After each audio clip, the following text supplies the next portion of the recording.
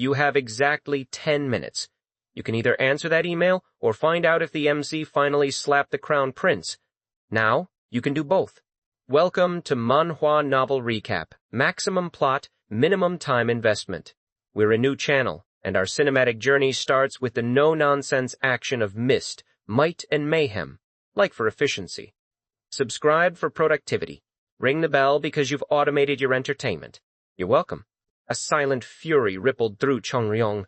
She watched Mok Gyeong-un, his intentions laid bare, and a familiar irritation coiled within her. For generations, the Lee family had steadfastly clung to their allegiance, a loyalty forged in blood and time, enduring over 100 years. Now, this mortal with audacious ease was tearing it away. She longed to shatter the wooden doll, to erupt from her confinement and bring her long pipe down upon his head. The sheer insolence of it stung, but the anger, sharp as it was, quickly morphed into a profound curiosity. What was he truly playing at? He could have simply leveraged her, borrowing her authority to command the Lee family's aid. Why this elaborate, insidious charade? Mok Gyeong-un's voice cut through her thoughts, calm and deliberate. You know I am that person, and that person is me, so why do you simply stand there? Lee Ji-yom, the imposing master of Corpse Blood Valley, wavered. The word possession hung in the air, thick with unspoken implications. To be inhabited by a ghost, truly? Was this Mok Gyeong-un, then, the legendary master of the lunar vein, returned from the grave? A shiver of unease traced its way down his spine. He was a practical man, wary of the esoteric arts, even with the Heaven and Earth Society's known reliance on them. He found the notion deeply unsettling. Mok Gyeong-un pressed on, his gaze unwavering. You directly witnessed the spirit body. Do you still doubt? A scoff echoed in the air, unheard by mortal ears save one. The atmosphere is completely different, Chong-ryong interjected, her voice sharp with derision. Would you believe him if he suddenly lied about being possessed? Mok Gyeong-un merely smiled, a bright, disarming expression. I was confident that loyalty, spanning generations, would be inherited. That is why I revealed this secret. Your hesitation is disappointing. No, that's...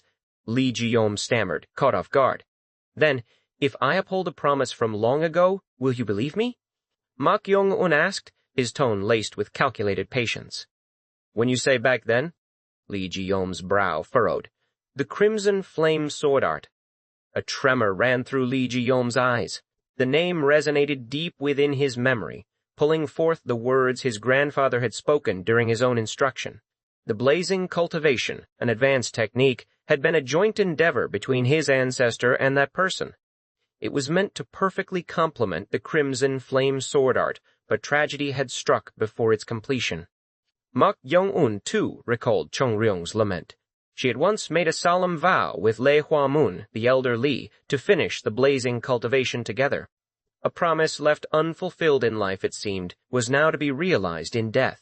As a higher-grade vengeful spirit, Chong-ryong had regained her reason, comprehending intricate details that had eluded her in her corporeal form. The secrets of the blazing cultivation were among them. Mok Gyeong-un extended a hand, his smile unwavering. Though I have returned as a vengeful spirit, burdened by deep resentment, if the Lee family once again follows my path, I will impart the completed circulation technique of the blazing cultivation, a technique I only fully comprehended after death. Damn you, mortal! Chong-ryong's inner roar threatened to burst forth. He had just stolen the very knowledge she had inadvertently revealed to him. An ordinary person would forget, but this bastard's memory was beyond comprehension. He had memorized every detail. She had wanted to see him persuade without her aid, out of spite, but he was truly going to snatch away the loyalty that was hers by right. The words, completed circulation technique, sent a fresh tremor through Lee Ji-yom. 3 generations of his lineage had toiled, striving to complete the form, always in vain. It was an undertaking fraught with peril, demanding the direct channeling of fiery yang qi into vital acupuncture points. A single misstep could mean death. His grandfather's words echoed in his mind. If it had been with that person, we might have completed it, but you should be able to do it. A profound ache settled in Lee Ji-yom's chest. He stared at Mok Gyeong-un, Then, with a heavy heart and trembling hand, he pounded his chest and knelt on one knee. "I do not kneel for the completed circulation technique." "Then why?" Mok Gyeong-un's voice was soft, inquiring. "It is because you did not forget the promise made with my grandfather, with our family. That is why I pledge my loyalty once more." Lee Ji-yom's voice was thick with emotion. "You have returned, even as a vengeful spirit, to fulfill the cherished wish of my grandfather and our Lee family. How could I dare doubt you?" A soft thud resonated as Lee Ji-yom lowered himself fully, prostrating on the ground. Lee Ji-yom, head of the Lee family and master of the Corpse Blood Valley, once again pledges his loyalty to the master of the lunar vein. Please accept my bow. He touched his forehead to the earth 3 times, a profound gesture of respect and allegiance. Mok Gyeong-un watched him, a faint, satisfied curve gracing his lips. Chung Ryung's voice, a torrent of indignant rage, assaulted his ears. "You crazy mortal bastard! What are you doing snatching away other people's loyalty?" Her voice was uncharacteristically loud, bordering on a screech. "The loyalty would have naturally passed to you if you had simply stayed still. You are my direct previous disciple, and I won't drag you around forever, even after death.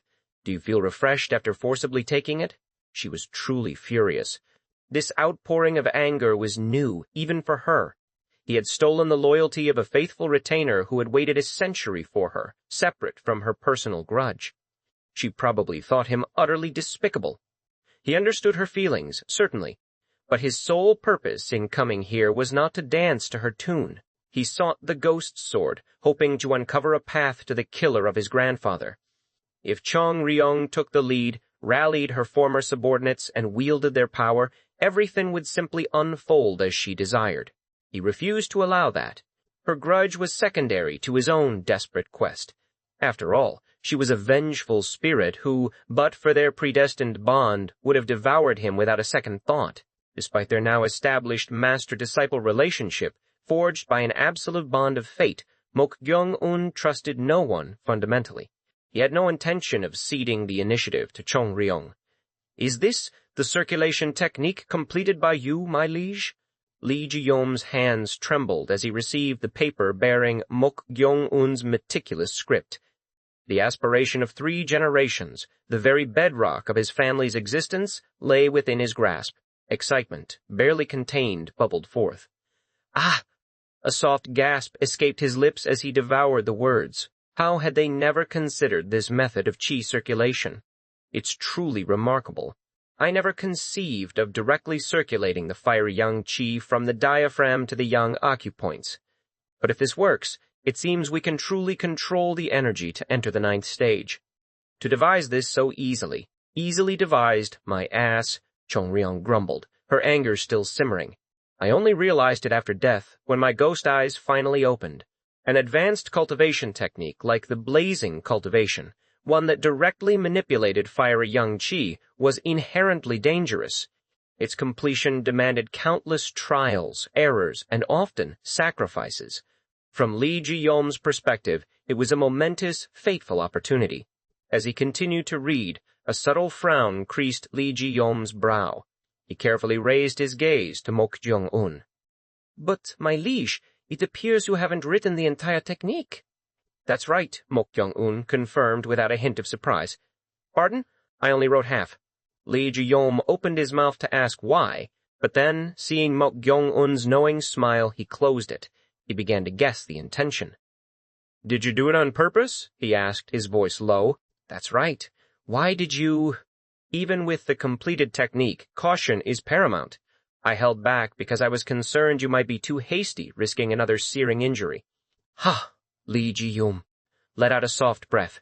He had thought Mok Gyeong-un might still distrust him, holding back the full knowledge. But no, it was concern. His heart warmed with a fresh wave of devotion. Chung Ryung snorted, her disdain evident. "Even after receiving a pledge of loyalty, you still have a hard time trusting." She knew Mok Gyeong-un far too well. The real reason he hadn't taught the entire technique had nothing to do with Lee Ji-yom's well-being. "Yes, correct," Mok Gyeong-un conceded inwardly. He did not completely trust Lee Ji-yom despite the solemn oath. He had offered only enough bait to ensure continued compliance. "Trust him moderately," Chung Ryong urged, her voice slightly softer. I guarantee you the Lee family's loyalty towards me. Mok Gyeong-un's faint smile did not falter. Her trust in her former loyal subordinate was her prerogative, but he operated differently. He would maintain his vigilance until certainty was absolute. Lee Ji-yom carefully folded the paper with the technique, tucking it into his bosom. But my liege, if it is not disrespectful, may I inquire what truly transpired that day at the Huryong battle 100 years ago?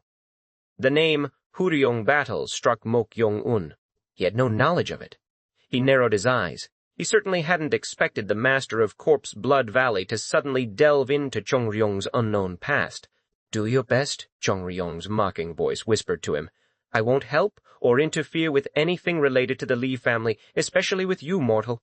She had no intention of assisting him, not after he had so brazenly stolen her retainer's allegiance. He could flounder. The Huryong battle. It was a memory etched into her very being, the bitter root of her transformation into a vengeful spirit. She had no desire to share it with this mortal, not yet, perhaps never. This turn of events was, in a twisted way, perfect. Yet Mok Gyeong-un's voice cut through the silence, nonchalant. You wish to know about that? Chung Ryong was dumbfounded. Was he truly asking what Lee Ji-yom wanted to know, despite having no idea himself? Yes, Lee Ji-yom replied, his voice heavy. My grandfather believed in her liege until the very end. But because of that incident, he was demoted from a king to a valley master. Our main family was expelled from the castle and has been imprisoned here in the Corpse Blood Valley for 3 generations. Ah, a bitter pang struck Chung Ryong. The Lee family, a founding pillar of the Heaven and Earth Society, humiliated in such a manner. How far had her enemies gone to insult her, to dismantle her very legacy? No, she could never forgive them. Mok Gyeong-un spoke, his tone edged with genuine curiosity. How does the Valley Master know about what happened that day at the Huryong battle? I am curious how you and the sect know about it. What? Chung Ryong cursed inwardly. This man he always found a way out. She hadn't anticipated him throwing the question back, using her very secret to his advantage. Or perhaps, she considered, it was simply his unparalleled talent for lying, his ability to conjure words out of thin air. You mortal bastard, really? Lee Ji-yom, oblivious to the spectral fury, spoke carefully. I apologize, but is it truly all right to tell you this as it is? It's fine, Mok Gyeong-un assured him, his gaze firm. You must tell me everything as it is. Only then can I tell you what transpired that day at the Huryong battle. He glanced at the wooden doll nestled in his bosom, a faint smirk playing on his lips. He should have just given me a hint, he thought. Then there would have been no need to be led like this. But perhaps, through this cunning maneuver, he could finally uncover the true extent of Chung Ryong's connection to the Heaven and Earth Society and the secrets she still harbored. A chilling dread seized her, a cold tendril coiling around the wooden confines of her current prison.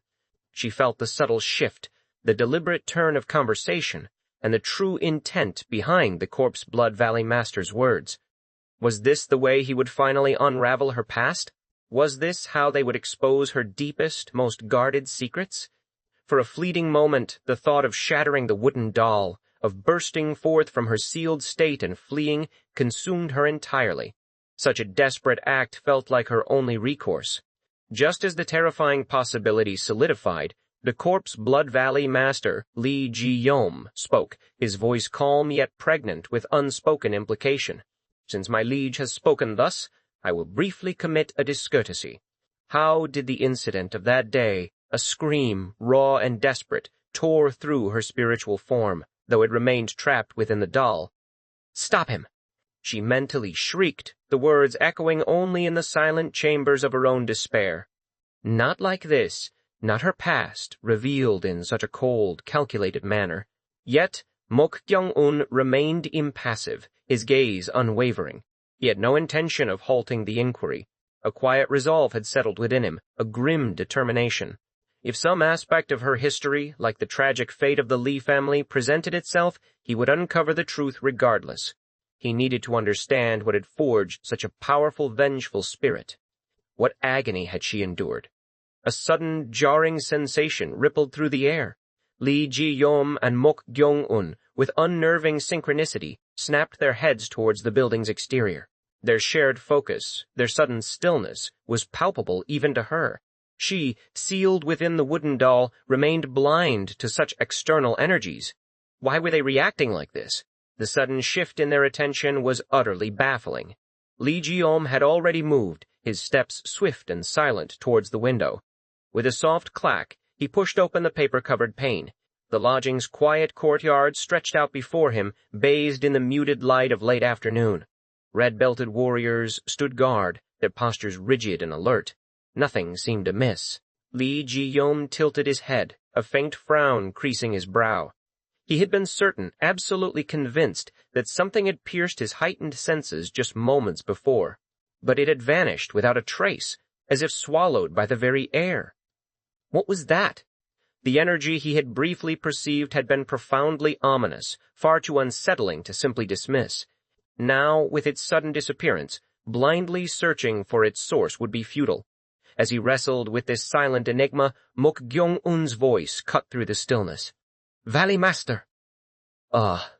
Yes, my liege. It doesn't seem to be anything," Lee Ji-om began, his words trailing off, his attention still caught by the lingering unease. "May I go out for a moment?" A pause stretched between them.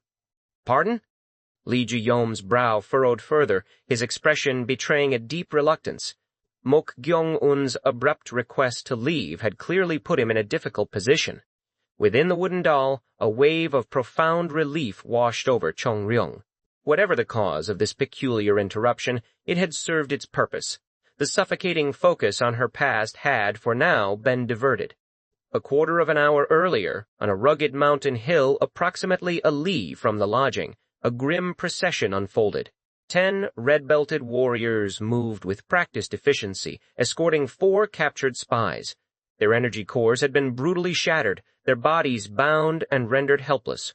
Among the captives was Nyung Hwa-young, the lone woman. The other spies, unable to endure the agony of severed limbs and destroyed energy cores, had long since succumbed to unconsciousness. But she remained stubbornly awake, her mind a churning vortex of resentment. Gyu-soha's lament was a silent scream within her. She had barely secured this passable vessel, a body adequate enough for her immediate needs. To use it so fleetingly, to discard it so soon, was a bitter pill to swallow. Yet her master's commands superseded all personal desires.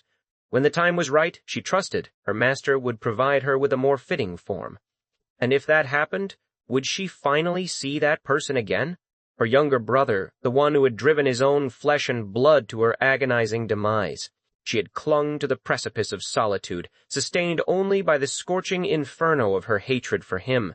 If her master breached the formidable walls of the Heaven and Earth Society's central castle, she might just find him there. 15 years had passed since her death.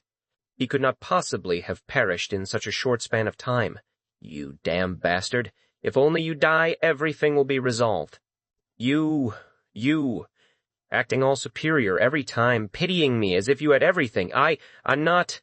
You were just born before me, that's all. Her hand, bound though it was, clenched into a tight, white-knuckled fist. The last image burned into her memory, indelibly etched onto her soul, was his face. It had been contorted in ecstasy, a twisted mask of triumph as he repeatedly brought a heavy rock down upon her own. It was a hateful yoke she would carry until the very end. A sudden jolt. The cart carrying the spies lurched to a halt. Gyu-soha squinted, her mind cutting through the haze of her fury, trying to discern the cause of the unexpected stop. Huh? The red-belted warriors were bowing deeply, their greetings directed at 2 new arrivals. Both figures wore Taoist robes. One was an old man, his hair a cascade of white. The other, a younger man, sported an eye patch and leaned heavily on a cane. Bong Yang, a senior warrior of the Corpse Blood Valley, stepped forward, clasping his hands in a respectful salute. Bong Yang, a senior warrior of the Corpse Blood Valley, greets the Pavilion Master of the Primal Killing Pavilion. The white-haired elder was none other than Inseo Jikul, the esteemed Pavilion Master of the Primal Killing Pavilion, a crucial branch responsible for esoteric arts consultation within the Heaven and Earth Society. Beside him stood his disciple and Taoist master, Jo Wei Gong. Why are they here? Bong Young's confusion was profound. Taoist masters were already assigned to the corpse blood valley. There was rarely, if ever, a reason for the pavilion master of the primal killing pavilion to personally visit. He could not fathom the purpose of their sudden appearance.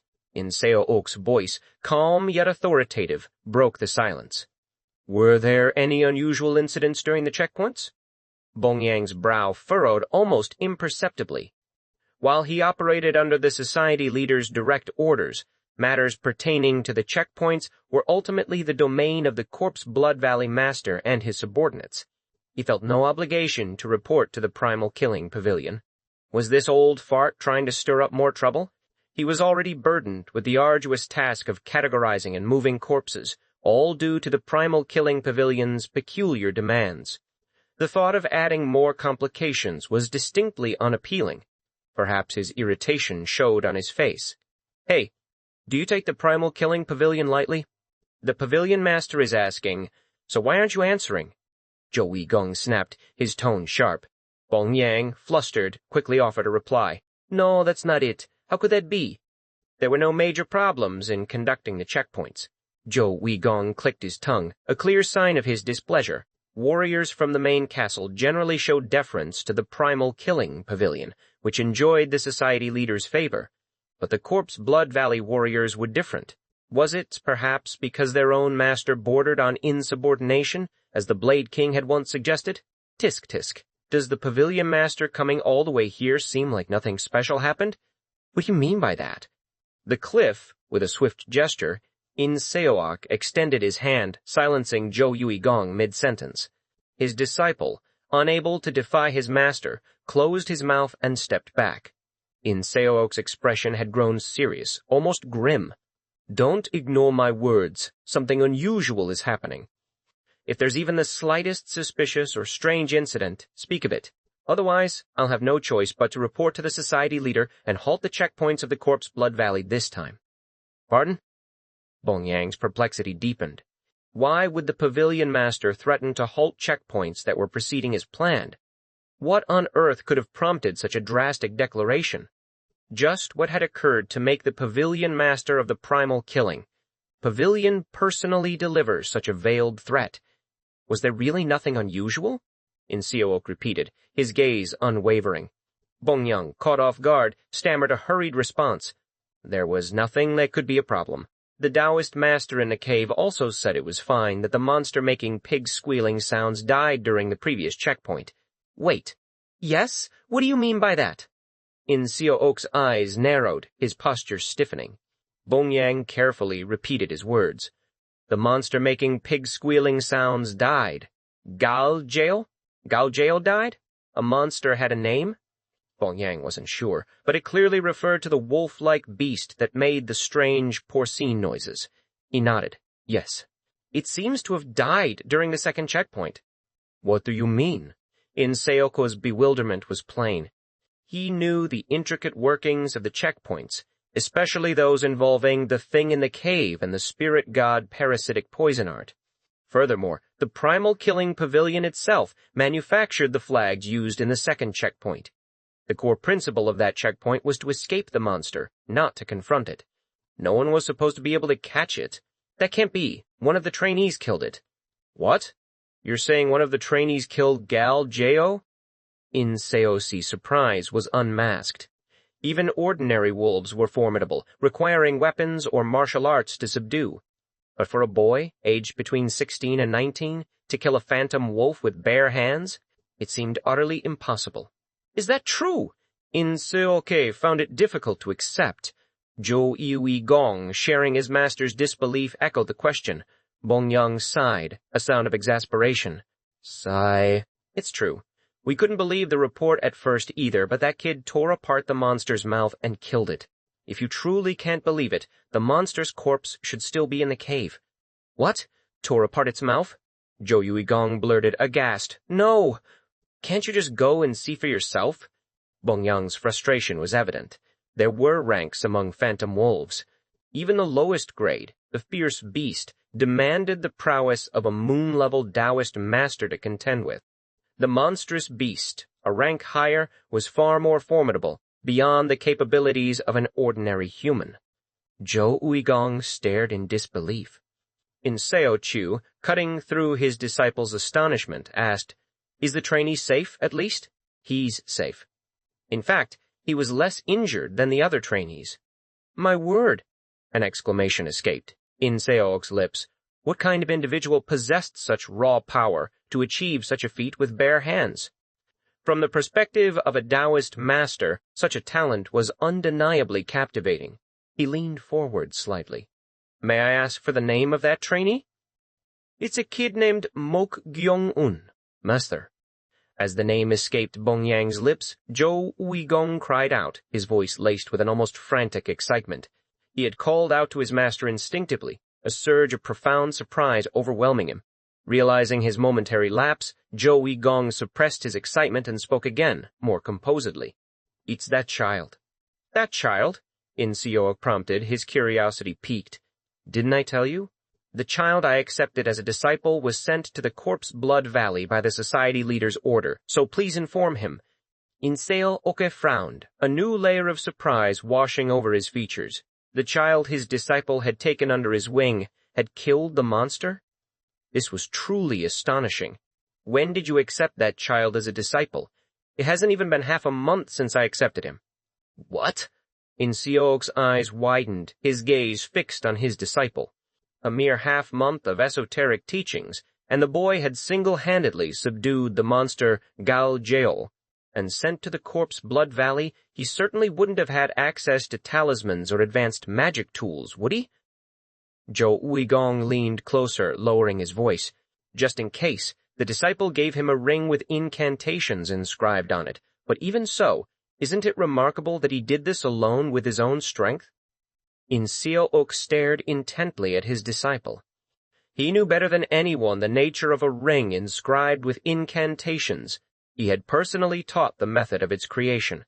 Yet even with such an aid, subduing a phantom wolf of the ghost beast level was far from easy. No, it was practically impossible for most. If what Uigong says is true, he has accepted a disciple with an absurdly outstanding talent. He had no choice but to acknowledge it.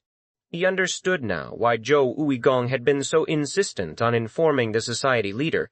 Such a level of talent warranted immediate attention. I want to see him in person. What kind of fellow was this Mok Gyeong-un? A familiar suspicion, one he had tried to dismiss, now resurfaced with renewed force. The feeling was unmistakable. "Hand me the cane." "Pardon? Didn't I tell you to hand it over?" Zhou Uigong, puzzled, nonetheless, handed over his cane. Inseo-ok took it, then lightly tapped the ground. A dull thud echoed. A soft jingling followed, the silver coins adorning the cane's head vibrating strongly. Inseo-ok murmured softly, his voice a low incantation. "Ma Yanggak Seo Seo Wan Unjongjo Wan Gi-yun." The jingling sound of the silver coins intensified, growing steadily louder. Then, with a final resonant thud, the red-belted warriors who had been standing guard slumped to the ground, as if struck by a sudden, profound slumber. Even the senior warrior Bongyang collapsed. "What on earth is? Master, what?" Zhou Uigong couldn't conceal his bewilderment at Inseo-ok's sudden incantation. His master's chanted words were not merely for inducing sleep or unconsciousness. Though invisible to ordinary eyes, Zhou Uigong could clearly perceive the gray, shimmering lines that appeared whenever Inseo-chuk shook the silver coins on the cane.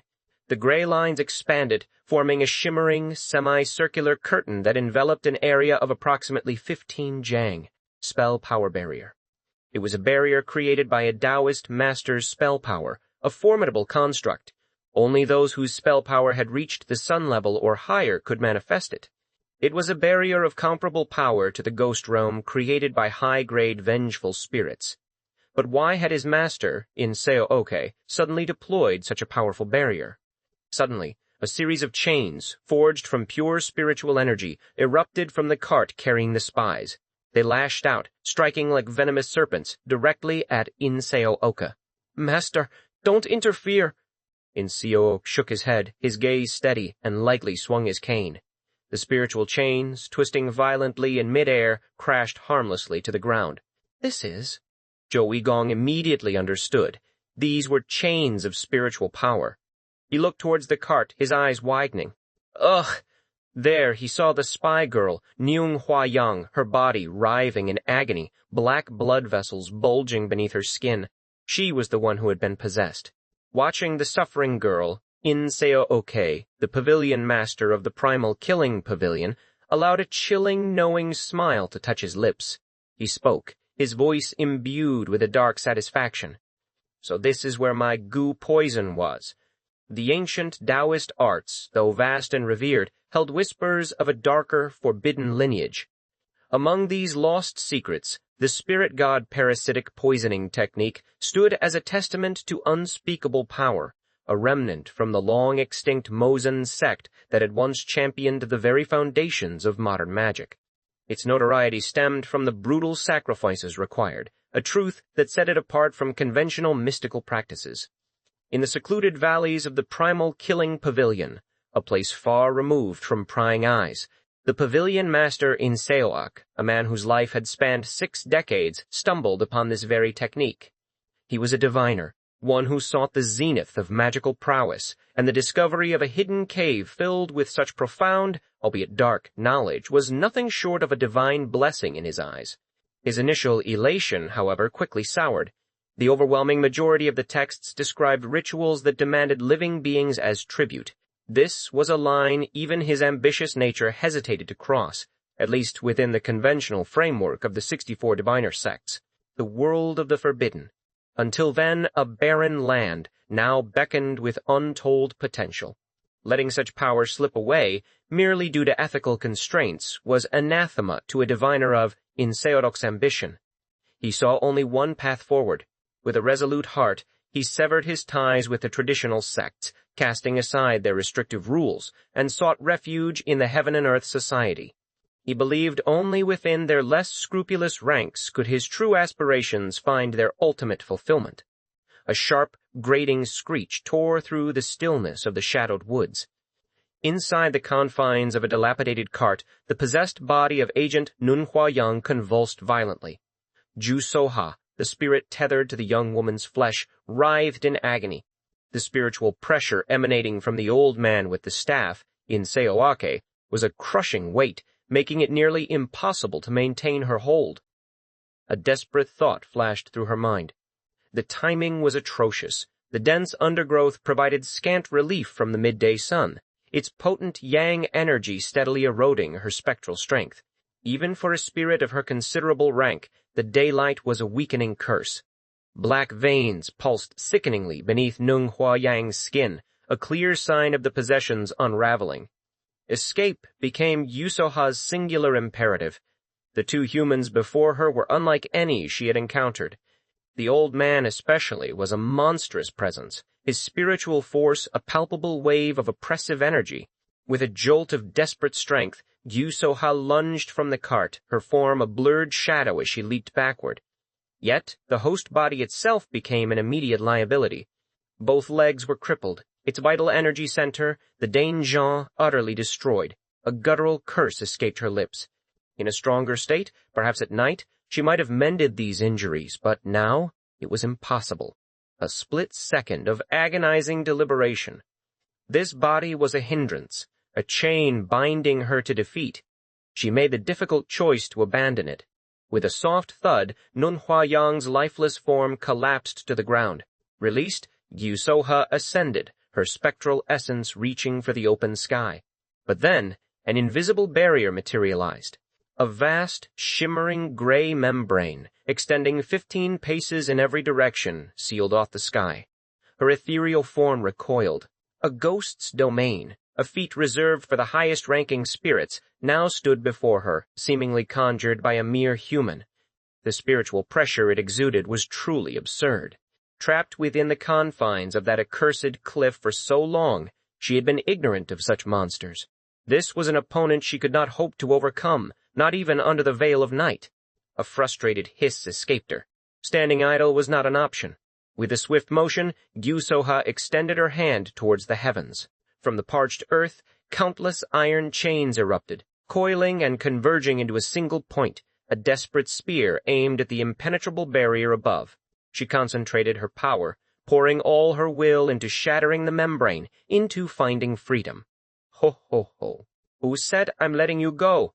In Seok's voice, a low rumble echoed through the clearing. His left hand moved in a swift, intricate dance, forming precise seals. His staff, imbued with a strange power, swept through the air, tracing the ancient forms of Jeomgangji, Doji, and Jeomjeolji. An impossible sight unfolded. The gnarled trunks of the surrounding trees elongated, twisting and whipping like serpentine vines, ensnaring Gyu-soha's spectral chains. A gasp of dismay escaped her. With an urgent flick of her hand, she redirected some of her iron constructs, sending them hurtling towards In Seoj-ti himself. But another figure stepped forward. It was diviner Jo Uigong, In Seok's disciple. His hands moved with practiced precision, forming the powerful hand seals of the 9-character technique, Im, Tu, Ge, J. He aimed his intertwined fingers at the incoming chains. A metallic clang, followed by a harsh crackle, filled the air. The chains rebounded, deflected with a sickening force, and hurtled back towards Gyu-soha. It was the reversal technique, perfectly executed. Before she could fully twist away, the reversed chains plunged into her thigh. A pained shriek tore from her ethereal lips. Her spiritual body, already weakened, throbbed with excruciating pain. Yet she could not simply dispel the chains. To do so would render her efforts to break the membrane futile, leaving her utterly exposed to the grasping tree trunks. She had no choice but to endure. The iron chains collided with the gray membrane, a violent clash of spiritual force and ethereal energy. Blue and red sparks, like miniature lightning bolts, erupted at the point of impact. Where are you trying to escape to? Diviner Jo Uigong reached for a talisman, preparing a chant, but In Seok was faster. He produced a talisman and hurled it at Gyu-soha. The demonic fire burns and the strong spirit transforms. Hurry up! The incantation ended, and flames coalesced, taking the form of a predatory bird. It soared through the air, striking Gyu-soha directly. Trapped by her own impaled chains, she had no escape. A thunderous explosion rent the air, followed by her agonized scream. Her spiritual energy chains dissipated instantly. Gyu-soha plummeted to the ground, her ethereal form charred black, smoke tendrils rising from her damaged essence. Her condition was dire, her power severely diminished. "Damn diviner!" she cursed, her voice raspy. "Ho ho ho! Your mouth is foul!" "This valley master is like a parent to you," In Seok chuckled, a chilling sound devoid of warmth. He waved his staff, and the clinking of coins accompanied a golden glow that emanated from the red symbols etched into its surface. From the earth, a massive earthen hand erupted, grasping Gyu-soha's spectral arms and legs. "Let go!" she shrieked, struggling against the unyielding grip. "Do you think you can escape?" In Seok's voice was laced with a cruel amusement. Gyu-soha strained, attempting to summon spiritual energy to manifest new iron chains. But with her limbs ensnared, an inexplicable weakness flooded her, making it impossible to channel her power. "It's useless," In Seok explained, his voice chillingly calm. "No matter your rank, once caught by this spirit trap hand, your spiritual energy disperses, and you cannot exert strength." A groan escaped Gyu-soha. He spoke the truth. Her strength was draining, her spiritual body growing limp and unresponsive. In Seok approached, leaning on his staff, and then, with the tip of the staff, he lifted Gyu-soha's chin, forcing her to look at him. "Ho! It has matured better than expected." Gyu-soha let out a feral roar, her spectral face contorting into a bestial snarl, a desperate attempt to intimidate him. It was useless. In Seok merely clicked his tongue. Since it hasn't been tamed yet, it bares its fangs like a wild beast. But don't worry. This valley master will refine you to be quite useful. "Don't make me laugh, human," she spat, fury blazing in her eyes. "Ho ho ho! You have completely forgotten the fact that you were once human. Well, it is a sign that your rank has increased, so it's not a bad phenomenon." In Seok seemed genuinely pleased. Jo Uigong, his disciple, approached. "Master, is this it?" "That's right. If it had matured a little more, we could have created a blue spirit in a short period, which is truly regrettable. Even so, it's really remarkable, Master." Jo Uigong's expression was one of genuine astonishment. Creating a ghost of this power, artificially, in only 15 years, was an unprecedented feat in the diviner world. Of course, no one would ever celebrate such an achievement. "Shall we ripen it further in solitude?" Zhou Weigong inquired. "No, it's too risky," In Seoj replied firmly. "Once the technique is broken, it becomes difficult to continue the solitude technique. Although it's regrettable that the rank is somewhat lower than expected, it's sufficient to make use of it to this extent, so we should create a new jar." Jiu Soha gnashed her teeth, a guttural growl rumbling in her chest. She didn't fully grasp their technical jargon, but the chilling implication was clear. These monsters were the architects of her hellish prison, the ones who had deliberately confined her to that desolate cliff. The truth ignited a volcanic surge of rage within her. "Damn, old man, you!" Ho ho ho. As expected of a ghost, your anger alone is enough to try to recover your spiritual energy. But, in Seo, Oak shook the staff, and the embedded coins clinked ominously. An agonizing pain, a piercing vibration, stimulated Gyusoha's very spiritual essence. She clutched her ears, writhing. "If you don't want to become a servant spirit, it's best to stay still." The mention of becoming a servant spirit, a fate worse than oblivion for a ghost, made Gyusoha flinch, a tremor of genuine fear running through her form. Even high-ranking spirits harbored a primal dread of such servitude. In Seohok stroked his beard, his eyes alight with a peculiar curiosity. "But I'm truly curious. About what, Master?" "This Master's spirit, God-parasitic poisoning technique is perfect. But I don't understand how it managed to escape. There wasn't a single flaw in his meticulous design, yet the technique had been breached. If this green spirit before him had ascended to the rank of a blue spirit, it would have been comprehensible. But it hadn't. It was illogical. Could it be that Taoist Yun neglected the management of the cliff? Zhou Yuigong ventured.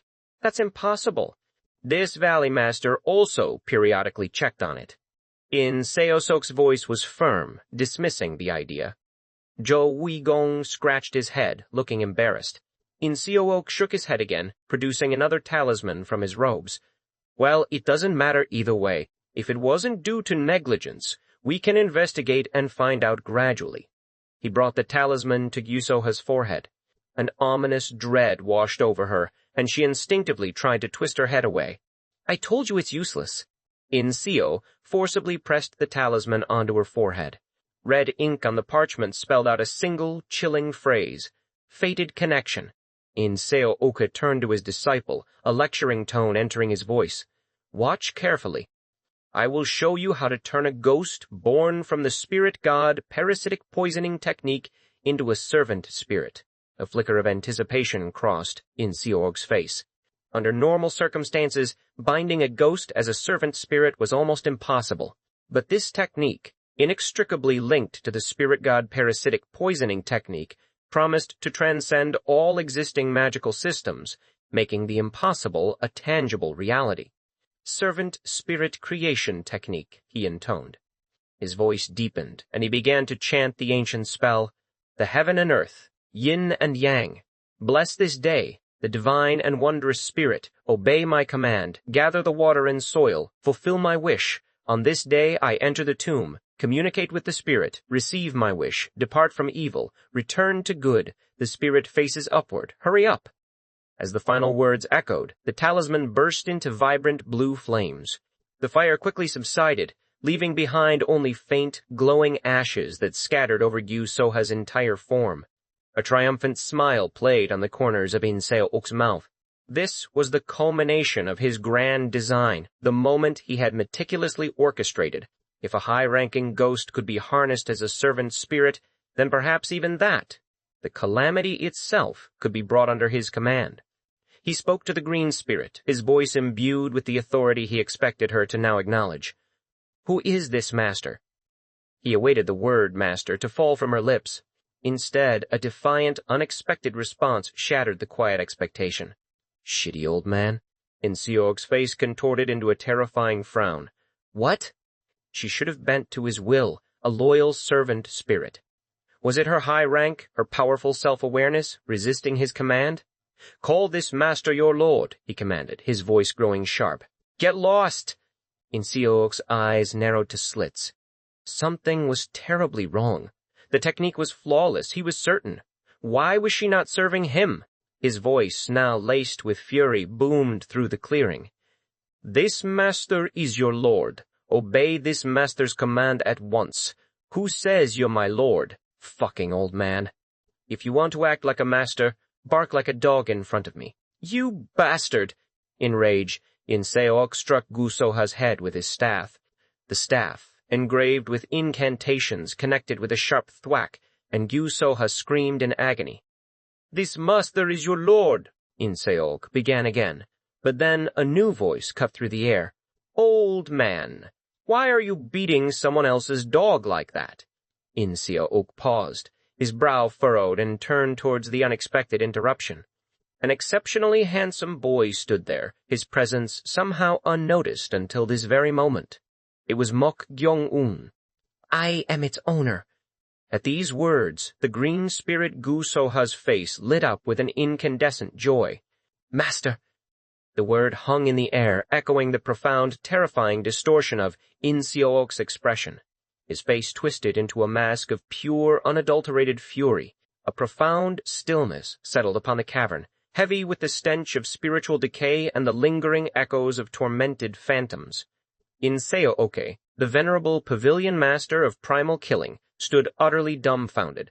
His gaze, usually sharp as a hawk's, was fixed on the shimmering green spirit, Gu-soha. Her voice, a melodic whisper that somehow pierced the oppressive air, had just uttered a single, impossible word. Master? The pavilion master had pioneered the servant spirit creation technique, a forbidden art that bent the will of the deceased. He had forged the green spirit through the spirit god. Parasitic poisoning technique, a dark ritual of unparalleled potency. Yet this formidable entity now bowed to a mere boy, no older than 17 or 18. A tremor of disbelief rippled through Inseok. The very foundations of his understanding seemed to shift. Gyeong-un! Diviner Jill Uigong's cry ripped through the silence, his voice laced with an undeniable excitement as he beheld the young man. Inseok's brow furrowed further. Was this boy, Mok Gyeong-un, known to his disciple? Jo Uigong barely contained himself. Master! Master! That child is the one I told you about. A sharp glint appeared in Inseok's eyes. The boy his disciple had recently taken under his wing? His mind raced, struggling to reconcile the presence of this individual with the current highly sensitive situation. Should Mok Gyeong-un not be undergoing trials in the Corpse Blood Valley, a crucible designed to test even the most hardened spiritualists? And how could a green spirit, a being of immense power and malevolence, spontaneously declare this youth its master? Inseok raised a hand, a subtle gesture that halted Jo Uigong's eager explanation. A weighty silence descended once more. Let's see. Inseok's voice, though calm, held an undeniable edge of authority. Are you the child named Mok Gyeong-un? Mok Gyeong-un glanced towards Jo Uigong, whose subtle nod and quiet words confirmed the elder's identity. He is your Grand Master and the Pavilion Master of Primal Killing. Mok Gyeong-un's eyes, usually a placid dark, flickered with an unexpected interest. The journey to the Heaven and Earth Society had offered only a brief, veiled introduction to the pavilion's hierarchy, yet he understood enough to grasp the gravity of this encounter. This aged man, radiating an aura of ancient power, held the reins of the primal killing pavilion. With his ghost eye, a latent ability that rendered spiritual energies visible, Mok Gyeong-un perceived the vast ocean of power swirling around the old man. It pulsed, immense and untamed, nearly 3 times the raw spiritual force of diviner Jo Uigong himself. Such a disparity was beyond his current grasp, a chasm of power he could not yet bridge. He brought his hands together, bowing deeply. Ah, you are indeed an elder of our esteemed sect. I am Mok Gyeong-un, fortunate enough to be accepted under Master Jo's tutelage. Jo Uigong watched him, a silent, unreadable expression on his face. The green spirit, Gu-soha, who had moments ago brightened at her master's unexpected arrival, now stared, her ethereal eyes wide. The implications of Mok Gyeong-un's words twisted within her. Her master was connected to these very people, the architects of her agonizing confinement. The thought was deeply unsettling. In Seok's voice cut through the heavy air. "Repeat what you just said." Mok Gyeong-un tilted his head, a bright, disarming smile gracing his lips. "Ah, you are an elder of our sect, Master Joe's thud." Before he could finish, In Seok's staff struck the stone floor with a resounding crack. His expression hardened into a terrifying mask. "Are you trying to make a fool of this pavilion, master?" Mok Gyeong-un's reply was instant, almost too quick. "No! How could that be?" Jo Uigong's anxiety spiraled. He knew the boy was audacious, unlike any ordinary individual he had encountered. But this was his master, the formidable head of their entire pavilion. Such blatant disregard for authority was perilous.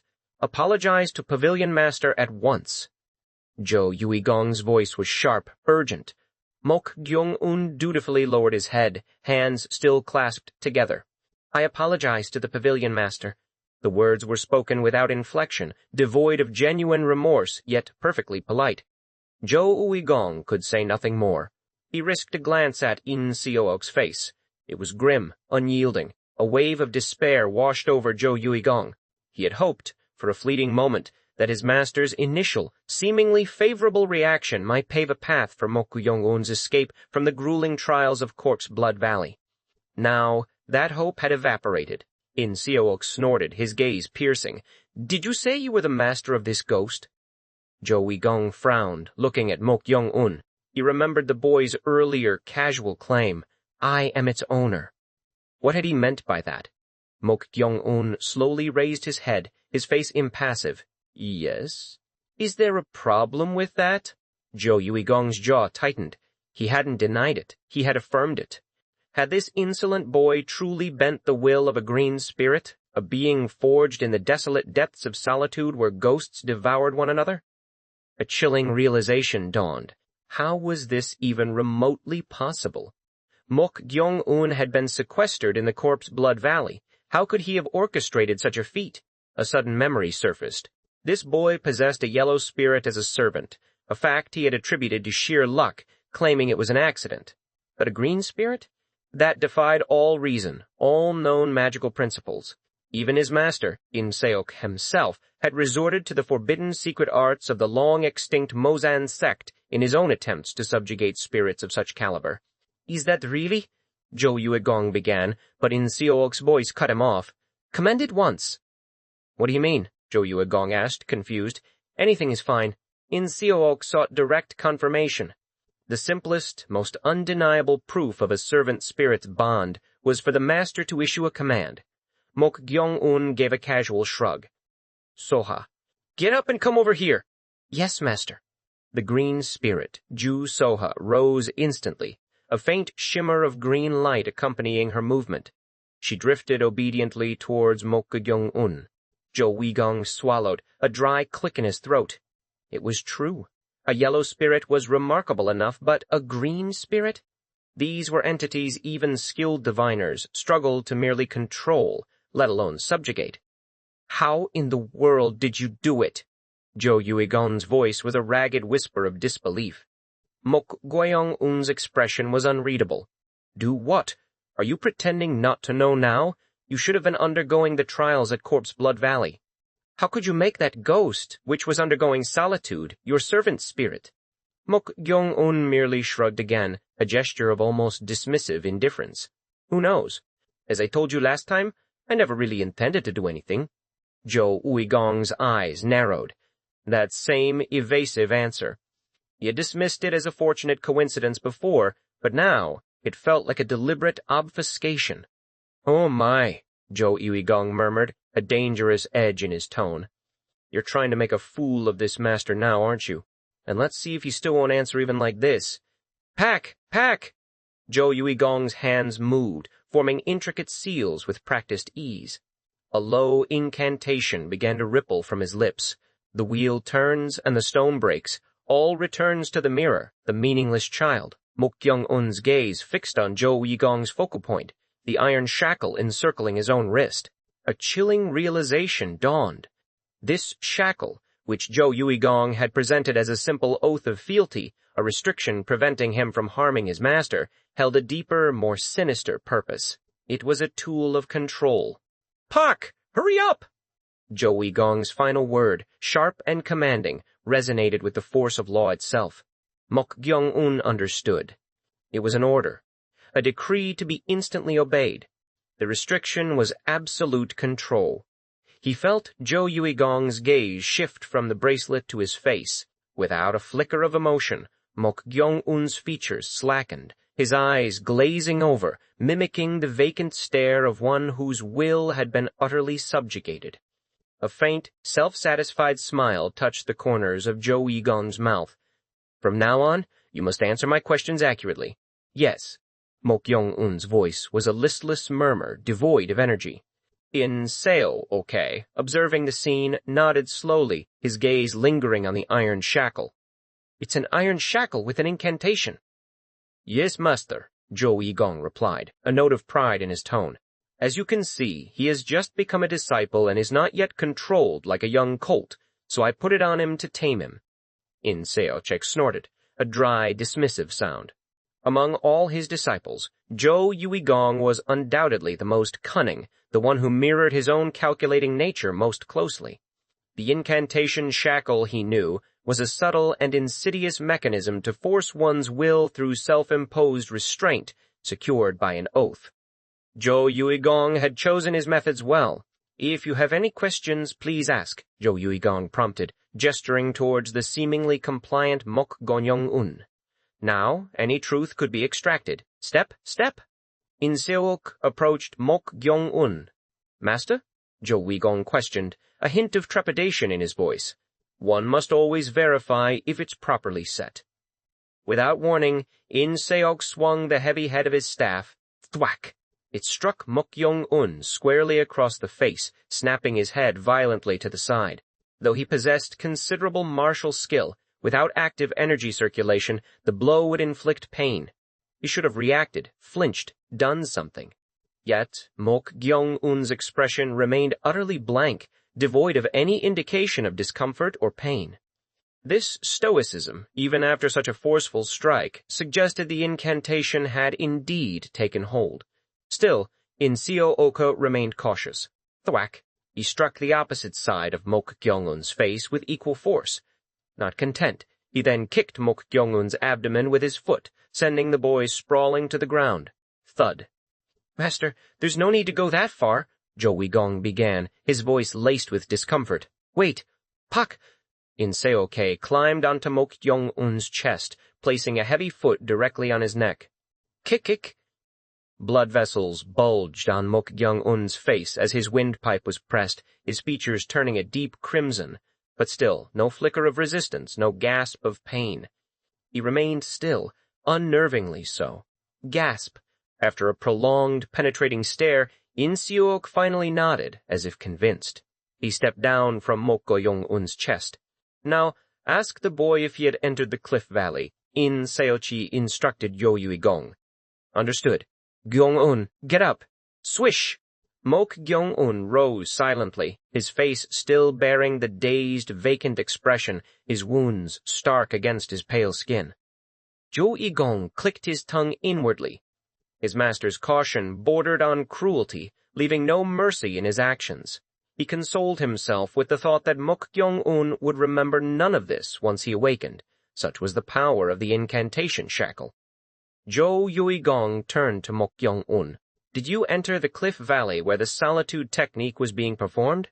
"Yes." Mok Gyeong-un's answer was straightforward, devoid of inflection. In Seok clicked his tongue, a sound of grim satisfaction. "The culprit has been revealed. During the spirit god parasitic poisoning technique, the cliff valley was to remain undisturbed, dangerously so."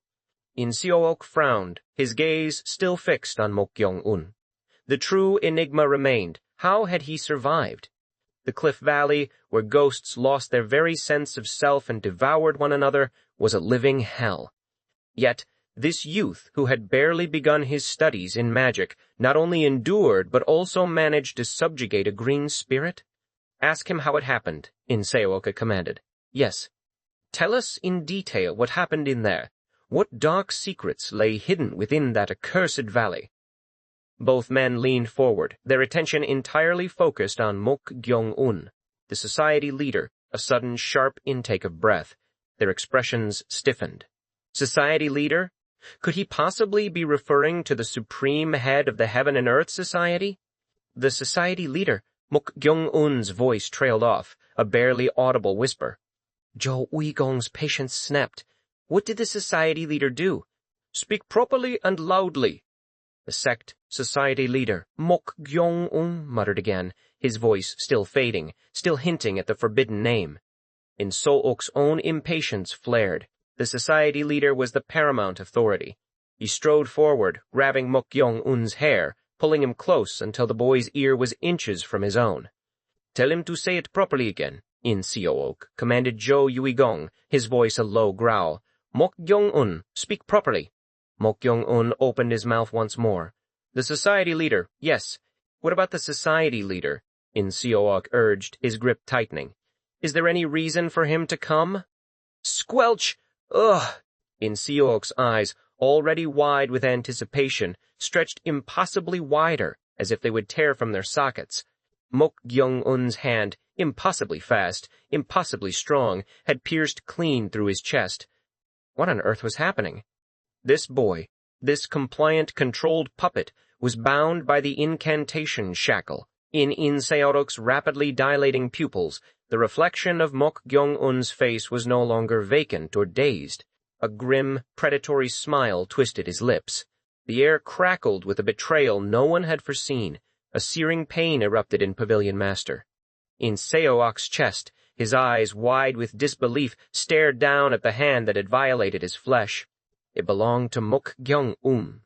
A chilling realization pierced through the agony. Mok Gyeong-un's face was not slack with the forced compliance of the incantation shackle. Instead, a grim, predatory smile played on his lips. This was not the dazed puppet they had expected. Diviner Jo Uigong, startled by the impossible scene, quickly chanted a binding spell. He knew the shackle should render any movement impossible once coupled with such an incantation. His words echoed in the tense space. In So-ok, gasping for breath, tried to move his fingers. He sought to form the intricate hand seal for a forbidden healing art. It could mend his ravaged body, even at the cost of his very life essence. But Mok Gyeong-un was swift. Ah, that won't do.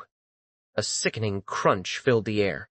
In So-ok's fingers bent backward, snapped by an unseen force. A guttural scream tore from his throat, choked by the wound in his chest. Desperation clawed at him. He had to speak, to utter the spell. He desperately tried to force out the words, his mouth dry, his vision blurring. Bi-gong mouth. Mok Gyeong-un's hand lashed out. It struck the delicate uvula with brutal precision. In So-ok convulsed, coughing up a spray of blood. He writhed, unable to form a single sound. Mok Gyeong-un simply smirked, a cruel satisfaction gleaming in his eyes. As expected, a diviner who can't use spells is worse than an ordinary person. The taunt was lost on In So-ok. The pain had consumed him entirely. He plunged into the black abyss of unconsciousness, teetering on the precipice of death. Jo Uigong's face twisted in a mask of fury. What? Weren't you being restrained? His shout ripped through the air, demanding an explanation for this impossible defiance.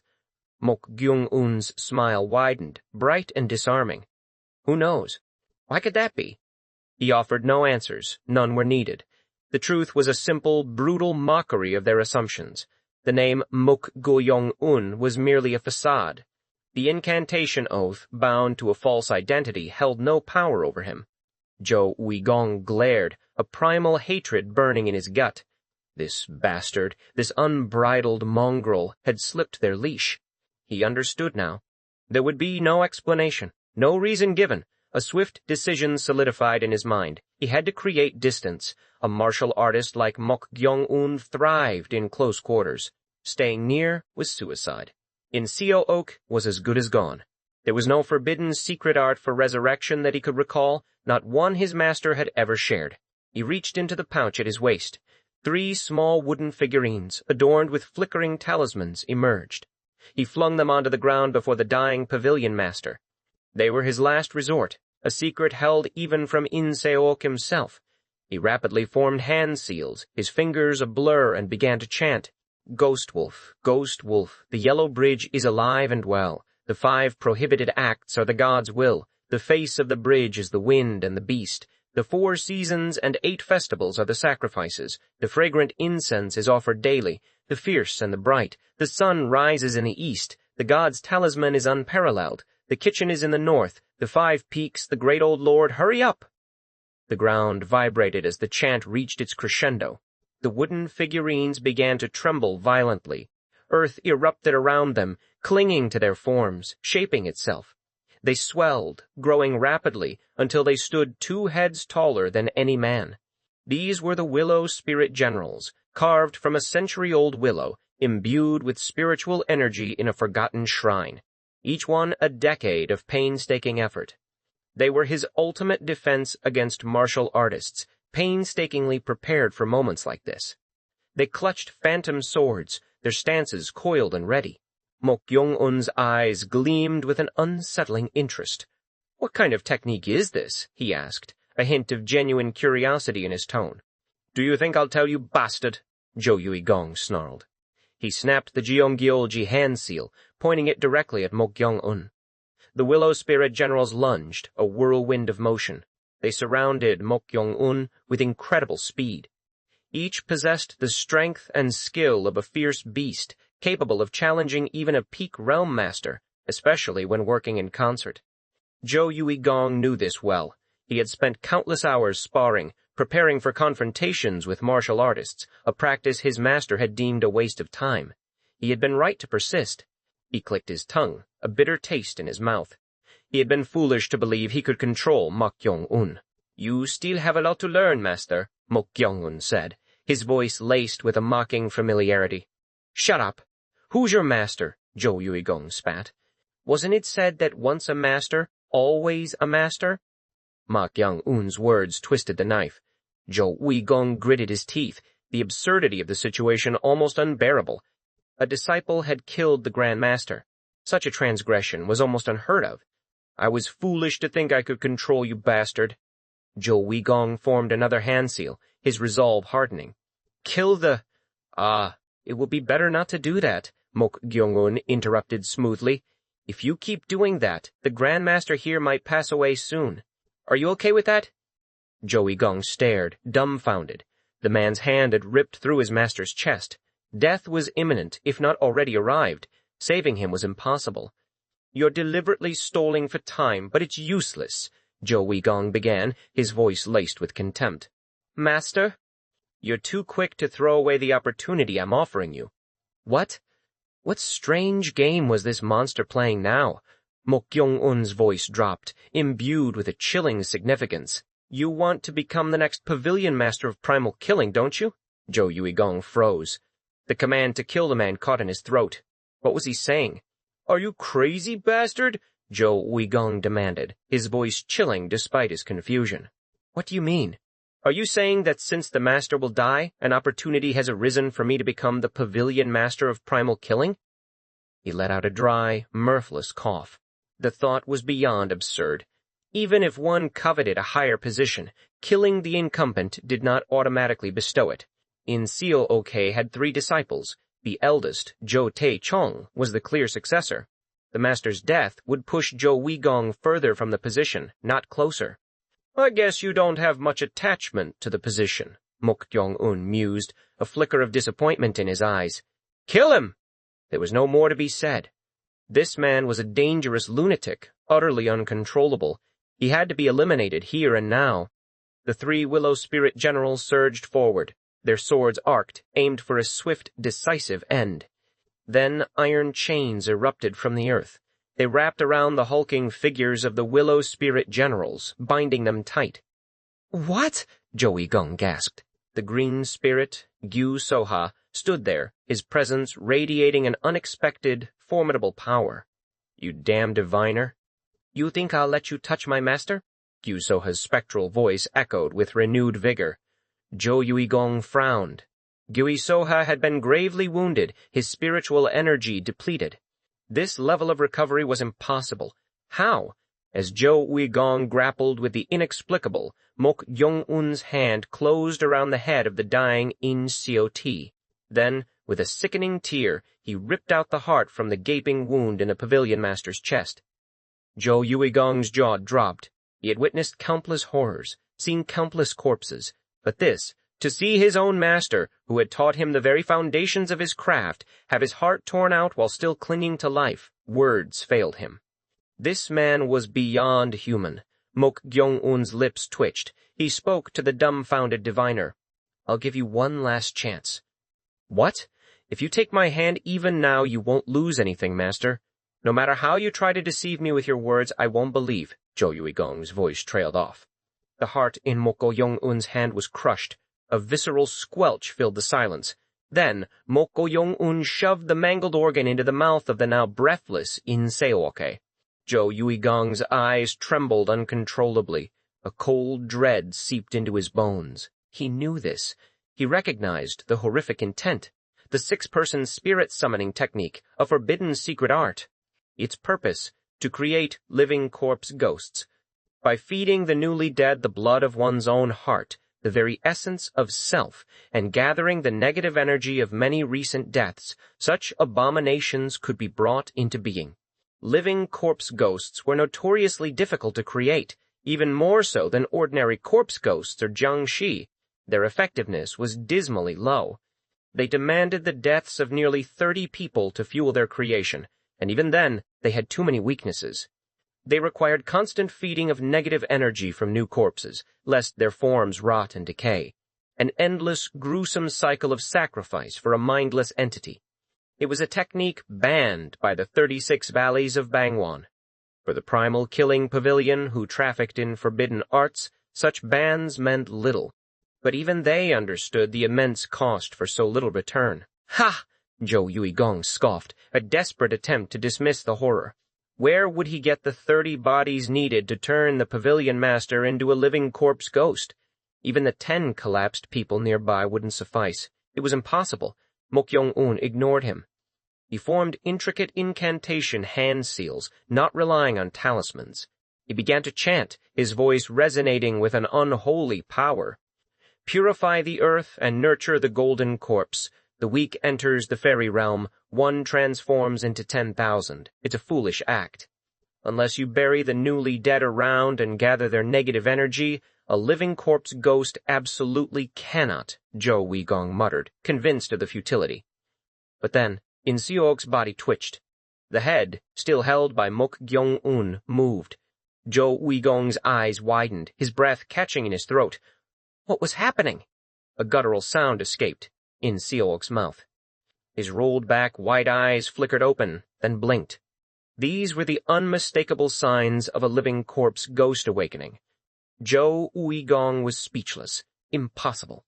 The negative energy was insufficient. It shouldn't have worked. Then, the pupils in Seo-ok's eyes solidified, regaining a semblance of life. Mok Gyeong-un released his grasp. In Seo-ok swayed, then slowly, deliberately, stood upright on his own. Master!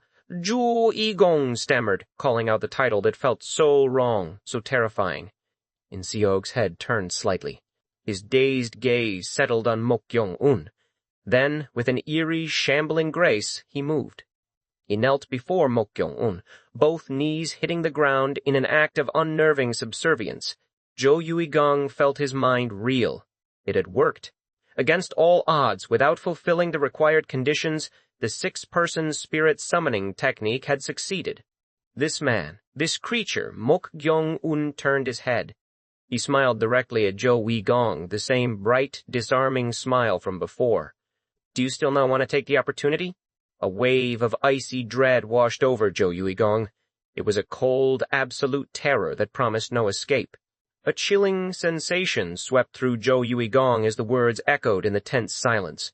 That smile, stretching unnaturally wide across the man's face, was a mask of pure, unadulterated malice.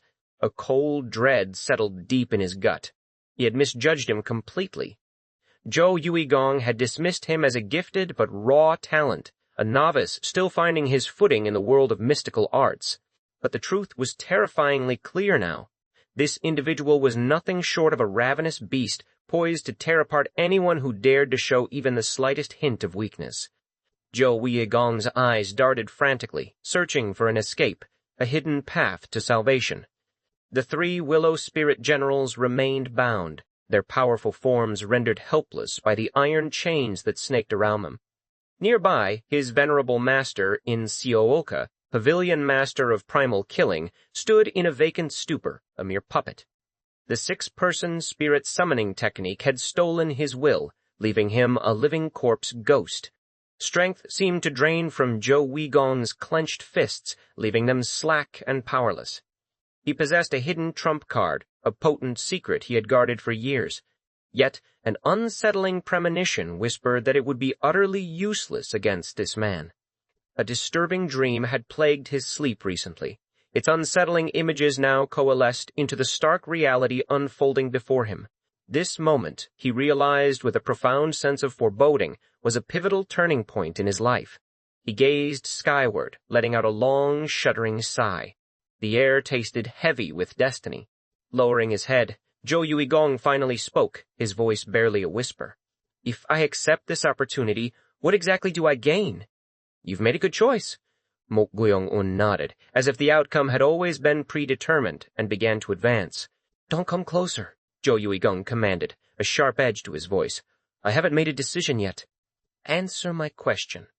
"Didn't I tell you earlier?" Mok Gyeong-un countered, gesturing towards the vacant form of In Seoak. "I said I would help you become the Pavilion Master of Primal Killing." Zhou Weigong's eyes narrowed, a flicker of understanding passing through them. The implication was clear. Mok Gyeong-un intended to manipulate his master, forcing him to relinquish his esteemed position. But a significant hurdle remained. "Do you truly believe my senior brother won't notice that our master has become a living corpse ghost? Will he notice?" Mok Gyeong-un's query held a chilling indifference. "With just his spiritual power and magical skills, senior brother is already on par with my master," Zhou Weigong explained, urgency coloring his tone. "If they meet in person, he will definitely notice." His senior brother, Zhou Taichong, was a formidable figure. He had been taken as a disciple by Yin So, Oak 30 years prior, his talent so exceptional that he was widely considered the chosen successor to the Pavilion Master, thanks to his outstanding spiritual power. Deceiving such a discerning individual would be no simple feat. Mok Gyeong-un merely smiled. "Shouldn't you make sure they don't meet in person until the Grand Master hands over the position, Master?" "What?" Zhou Weigong reeled, taken aback. "I've set the table for you," Mok Gyeong-un continued, his voice laced with mocking patience. "Do I need to spoon-feed you too? I think you should naturally be able to do that much." Zhou Weigong stared in silence, a silent acknowledgement of the inherent risk. Was Mok Gyeong-un demanding this level of preparation? He clicked his tongue in frustration. "I understand," he conceded, the words tasting like ash. "If you transfer part of the control over the living corpse ghost to me as well, I'll somehow manage that. Is that all?" "No. There are two more things." "Two things?" Mok Gyeong-un's curiosity seemed piqued. "Yes. Cooperating with you means I also have to be prepared to lose everything I've built up until now." "So you need more compensation for that?" Mok Gyeong-un's voice had softened slightly, betraying a flicker of emotional discomfort. But Zhou Weigong held firm. He knew that if he didn't establish his terms now, he would forever be dragged along, a mere pawn in Mok Gyeong-un's schemes. "So what do you want?" "The six-person spirit summoning technique." "The six-person spirit summoning technique?" Mok Gyeong-un repeated, a subtle shift in his expression. "I want the secret you possess," Zhou Weigong clarified, his gaze unwavering. Mok Gyeong-un had successfully performed the six-person spirit summoning technique without the usual prerequisite of the negative energy of the dead. Zhou Weigong had been profoundly shocked by this revelation. What ingenious method had he employed to achieve such an impossible feat? A diviner's insatiable curiosity burned within him. He simply had to know. Mok Gyeong-un's altered technique effectively compensated for the existing weaknesses of the art. If the myriad sacrifices typically required to create a single living corpse ghost could be circumvented, No technique could rival its effectiveness. Would he truly teach him? Jo Uigong harbored deep doubts. He knew that neither he nor his master, In Seowok, would ever disclose such a profound secret. However, Mok Gyeong-un's next words shattered his expectations. "If that's what you want, I'll teach you." "What?" Jo Uigong stared blankly, utterly stunned. He had blurted out the demand, half expecting refusal, his true objective lying with his next request. He never imagined Mok Gyeong-un would actually agree to reveal the secret of the six-person spirit summoning technique. A tremor of excitement ran through him. "Is that true? Didn't you say you wanted that as compensation?" "Yes." His voice was sharp with confirmation. Mok Gyeong-un snorted, a faint smile playing on his lips. Jo Uigong clearly craved the secret. Of course, teaching it was no great difficulty, but would knowing it truly empower him? Mok Gyeong-un alone possessed the unique constitution to absorb the negative energy of the dead. According to the blue spirit, living beings could not tolerate such energy within their bodies. Even with the knowledge, it would be utterly useless to Jo Uigong. "What is the last, third compensation?" Mok Gyeong-un's question snapped Jo Uigong out of his exhilarated reverie. He composed himself. "Since we've agreed to work together, make an oath to me." "An oath? What do you mean? If you swear not to harm me or seek my life, I will sincerely help you." This demand was paramount, more critical than any other compensation. This man, Jo Uigong knew, would kill without hesitation if the situation called for it. He needed a firm assurance, however tenuous. Of course, he would never truly trust the oath. It was merely a calculated maneuver to buy time, to make Mok Gyeong-un believe he would remain loyal for a while, according to his needs. And by demanding such substantial compensation, Jo Uigong believed Mok Gyeong-un would be convinced of his genuine commitment. His real goal lay in what came next, a plan he would devise once trust was seemingly established. How could anyone genuinely trust and follow a man who casually dispatched even his own Grand Master? Jo Uigong masked his true intentions, his expression carefully neutral. "What will you do? If you're uneasy, of course I should do it for you." Mok Gyeong-un's polite words somehow grated on Jo Uigong's nerves, a subtle undertone of condescension. But in this precarious situation, he had no choice but to humble himself. It was truly ironic, he thought, how completely their positions had reversed in just half a month. Just as this bitter realization settled, Mok Gyeong-un spoke again. "There's a way to make you feel most at ease, Master." "A way to feel at ease?" Jo Uigong was puzzled, uncertain of what was to come. Mok Gyeong-un removed the incantation shackle from his own wrist, shaking it slightly. "If you wear these and make an oath to me, it should be fine." "What?" Jo Uigong was utterly dumbfounded. Was he actually proposing that Jo Uigong wear the shackle and make an incantation oath right then? "You bastard. Are you seriously saying that? Bind him." A whoosh filled the air as the iron chains of the green spirit Ju Soha erupted from the ground, wrapping around Jo Uigong's body, immobilizing him instantly. Damn it! Jo Uigong tried desperately to move his fingers, to quickly form a hand seal, but it was too late. Tap. Huh? Before he could even fully process the thought, Mok Gyeong-un was already there. The distance of 10 steps had been covered in the blink of an eye, startling Jo Uigong, who frantically struggled to complete his hand seal. But Mok Gyeong-un's hand closed around his wrist first. Grip! Ugh! A searing pain shot through Jo Uigong's arm, as if his wrist would shatter. He gasped, struggling for breath, unable to endure the agony. Mok Gyeong-un's voice, cold and precise, cut through his suffering. "I'm telling you this because you seem to have some misunderstanding, but I'm giving you the opportunity so that you can be a more voluntarily loyal dog." Let go of this. Clank. Mok Gyeong-un fastened the incantation shackle onto Jo Uigong's agonizing wrist. He then smiled brightly, a picture of chilling benevolence. "If you trust and follow me, master, why would I need to harm you? So make the oath like I did last time." Kick! Jo Uigong writhed, his wrist still gripped tight, the pain unbearable. It truly felt as though it would break. "Or you can keep enduring," Mok Gyeong-un offered, a cruel amusement in his tone. It would be fun to break them one by one. This This bastard, Jo Yui-gong, looked at Mok Gyeong-un through a haze of agony, but the man was simply smirking, clearly relishing the moment. Jo Yui-gong understood then. He had no choice. This man enjoyed inflicting suffering. If he refused the oath, Mok Gyeong-un would follow through on his threat. Bearing the pain, Jo Yui-gong forced the words out. I, Jo Yui-gong, will follow the will of Mok Gyeong-un. Ah. Don't say Mok Gyeong-un, but Jong will do. What? Jo Yui-gong's eyes widened, trembling. Ha! The missing piece of the puzzle clicked into place. An incantation contract only bound one's will if made with their true name. Everyone had called him Mok Gyeong-un. Jo Yui-gong had never questioned it. He had lied about his name. To fall for such an absurd trick, it was utterly disheartening. Now, stop being surprised and do it properly, shall we? Cock! Mok Gyeong-un applied more pressure to Jo Yui-gong's wrist. Cock! I, Jo Yui-gong will follow the will of Jong.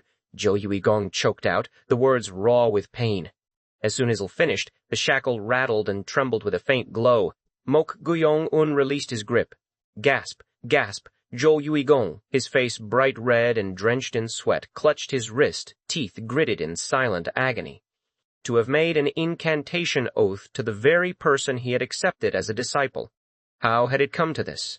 As he struggled with the bitter reality, Mok Gyeong-un placed a hand on his shoulder, a wide, unsettling smile on his face. I'm so grateful that you're helping your disciple like this, Master. What have I done? He had, it seemed, accepted a demon as a disciple. The air in Hongyebang, a sprawling brothel nestled on the outskirts of the Heaven and Earth Society's outer city, hung thick with the scent of perfume and anticipation. Inside Hachairen, a seductive and beautiful woman squinted, trying to discern the distant mountains through the bustling courtyard. She was a candidate for the sect leader of Flying Killing Sect, one of the 3 major assassination groups, but her body was currently inhabited by Go-chan. Damn it. Where should I set my eyes? Go-chan was truly distressed. With the expert assistance of a makeup artist, a true master of her craft, Ha She-rin's already beautiful face had been transformed into a radiant, blooming flower. The results were undeniably stunning. It's driving me crazy, he thought, his internal frustration mounting. His predicament stemmed from a single, insurmountable problem. There was nowhere for him to look comfortably. He stood in the common room where the brothel's courtesans awaited their patrons. Their attire was so gossamer thin that a prolonged glance left little to the imagination. Oh my, sister, aren't you putting too much effort there? A playful voice broke the quiet. You fool. If you don't put in effort on a day like today, what will you do? You're also fully prepared, with your skin showing through. He. You're right. How could I miss an opportunity like today? The courtesans buzzed with enthusiastic conversation, their words a mixture of camaraderie and fierce competition. Go! Chan merely pricked his ears, turning his head stiffly toward the ceiling. He had heard whispers that a truly tremendous guest was expected today, a high-ranking individual who had demanded the most skilled and beautiful courtesans. This was why he was here, enduring this discomfort. The makeup artist had mentioned a person of considerable standing within Heaven and Earth Society. It made sense then that he needed to be included among the chosen few. Out of 40 courtesans, only 6 would gain entry. They were calling each other sister while subtly vying for dominance, their smiles masking an intense battle of energy. It was utterly exhausting. The thought even crossed his mind. Was infiltrating Heaven and Earth Society for his master, Mok Gyeong-un, truly worth this humiliation? As he mulled over his situation, a voice cut through his thoughts. Hey, you! Go! Sean remained silent. Newbie, I'm talking to you. He pointed at himself, a tentative gesture. The mature-looking courtesan, who appeared to be in her mid-20s, snorted. You're not even answering when your sister is talking to you. What an amazing newbie. Who told you to come into this room? What could he possibly say? For a courtesan, mid-20s was considered quite old, but his actual age was far different from this body. He couldn't readily speak without revealing his true identity.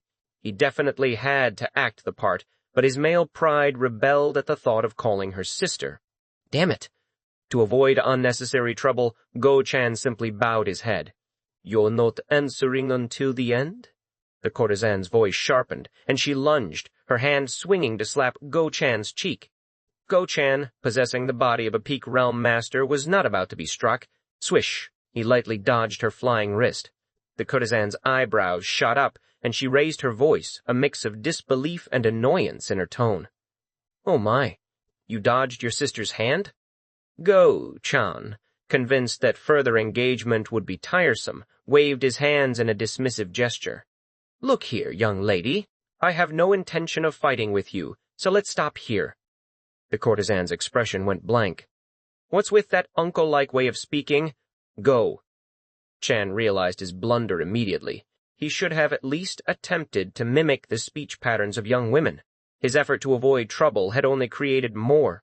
"If you dodge your sister's hand again this time, you better be prepared," the courtesan warned, her voice radiating a fierce determination.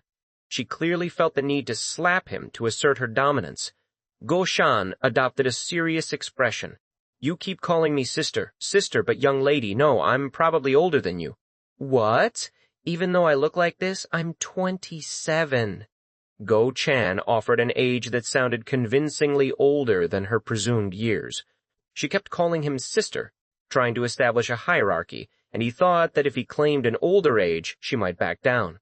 He couldn't afford to jeopardize the plan by causing a pointless dispute here. The courtesan snorted. "Aha! Is that so? You're a newbie, but you're quite old despite your appearance. Ahem. So let's stop this pointless battle of energy here. Swish!" The courtesan rolled up both her sleeves, her voice booming with an almost performative challenge. "Watch closely. This is a fight between sisters." Go-shan seriously contemplated whether he should just abandon this entire ridiculous plan. The chilling autumn air offered little comfort to Zhou Weigong as he traced the path back to the inner sanctum of the Heaven and Earth Society. His gaze, heavy with a complicated mix of unease and something akin to disbelief, rested upon the aged back of the figure walking ahead. This silent, shuffling presence was none other than In-seowak, the Pavilion Master of Primal Killing, and more importantly, Zhou Yuigong's own revered master. A ragged sigh escaped Zhou Yuigong's lips, a testament to the bewildering turn of events. How had it come to this? The man who once commanded respect and fear, a master of dark arts, now moved as if tethered to his very thoughts. The reason was a grim one, Mok Gyeong-un. A man whose power seemed to bend the very fabric of reality had granted him partial control over the master. "I'll let you command him as agreed," Mok Gyeong-un had stated, his voice devoid of warmth. This singular promise was the only one Mok Gyeong-un had truly honored. The other conditions, those vital to Zhou Weigong's own ambitions, had crumbled to dust. The secret of the six-person spirit summoning technique remained elusive, Mok Gyeong-un dismissing it as beyond his grasp even if taught. And the third condition? The iron shackle clamped around Zhou Yuigong's wrist served as a stark, clanking reminder. It had transformed him, not into a free man, but into a thrall, bound to Mok Gyeong-un's will. Now, even his own master, In-seowak, was a living corpse ghost, a puppet in a macabre play. The casual order from Mok Gyeong-un still echoed in his mind. "I'll stay at Corpse Blood Valley, so, Master, please go back and become the Pavilion Master of Primal Killing." A cold dread coiled in Zhou Yuigong's gut. He possessed control over his master, yes, but seizing the title of Pavilion Master was no simple feat. It required intricate procedures, a proper justification, and above all, a clear path around his senior brother, Zhou Taechong. This was the gravest problem, the looming shadow that threatened to engulf him. The Primal Killing Pavilion had for generations mastered the sinister arts of hand-seal magic and corpse ghost techniques. Zhou Taechong, however, transcended even their inherited skills. He excelled not only in hand-seal magic, but also in servant spirit techniques, having even subjugated a monstrous beast-level creature that even their master, In-seowak, could not handle. There was a reason he was whispered about as the next Pavilion Master. If Zhou Taechong discovered their master's horrifying transformation into a living corpse ghost, Zhou Weigong's limbs would be torn asunder by the monstrous beast in an instant. He had to weave a deception, a tale so convincing that his senior brother would suspect nothing. A throbbing headache began to pulse behind his temples. Yet Amidst the strategic torment, a peculiar disquiet gnawed at him. Something felt amiss, a fragment of memory stubbornly refusing to surface. There was something he couldn't quite recall, a void in his recent past. What command had Mok Gyeong-un uttered with the incantation that had stolen a piece of his memory? The very thought of it was unsettling. Back in the austere confines of Lee Ji-yom's office, Mok Gyeong-un allowed himself a moment of quiet satisfaction. The command he had issued to the diviner earlier had proven remarkably effective. It was simple, yet subtly devastating. Forget that you heard my real name when making the incantation oath.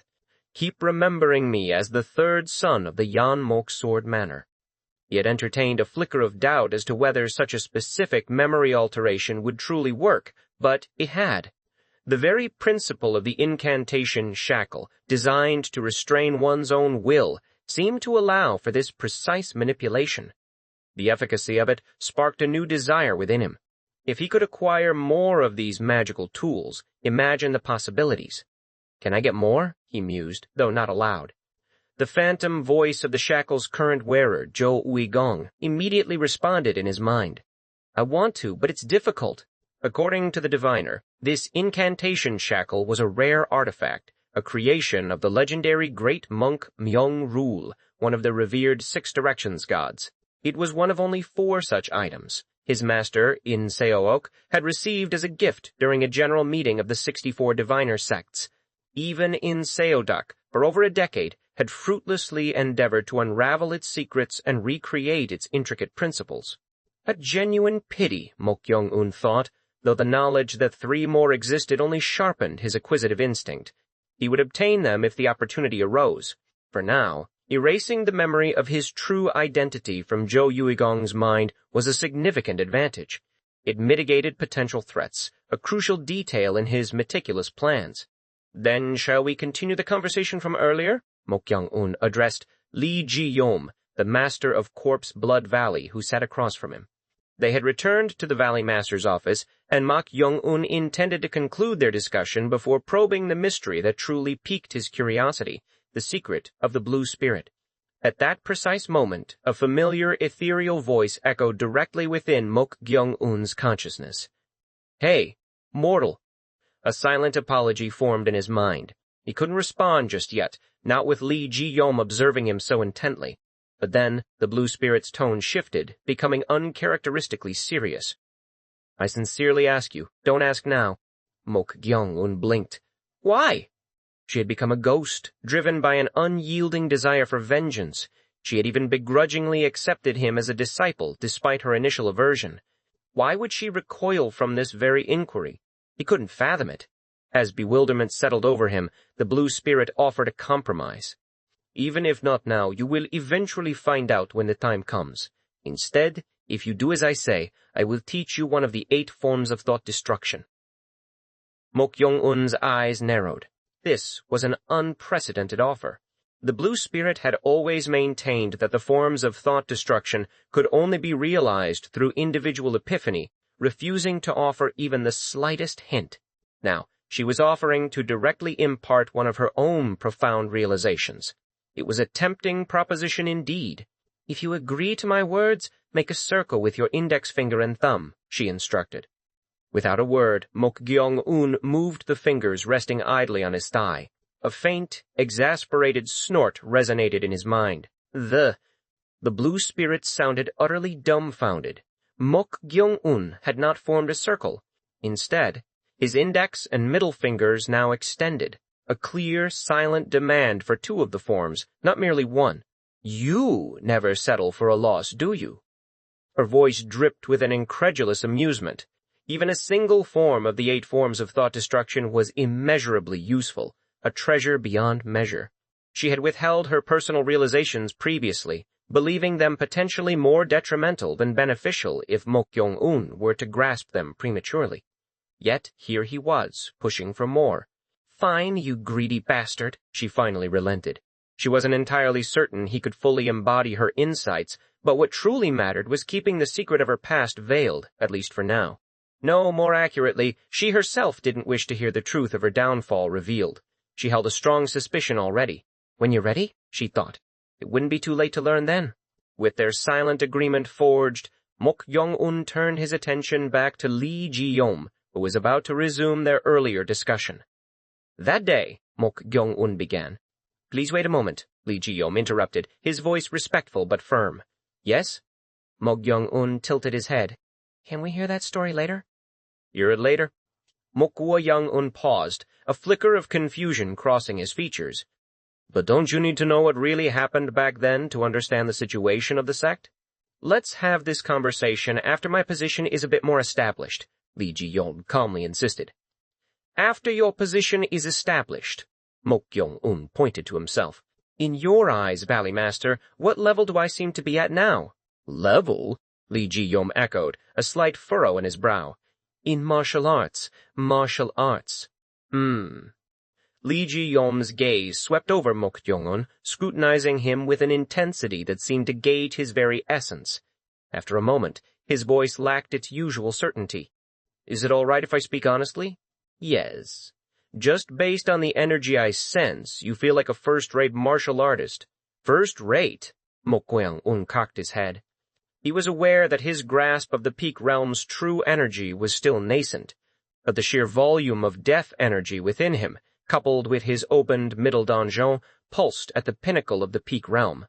This effectively granted him twice the spiritual reserves of a master of the same caliber.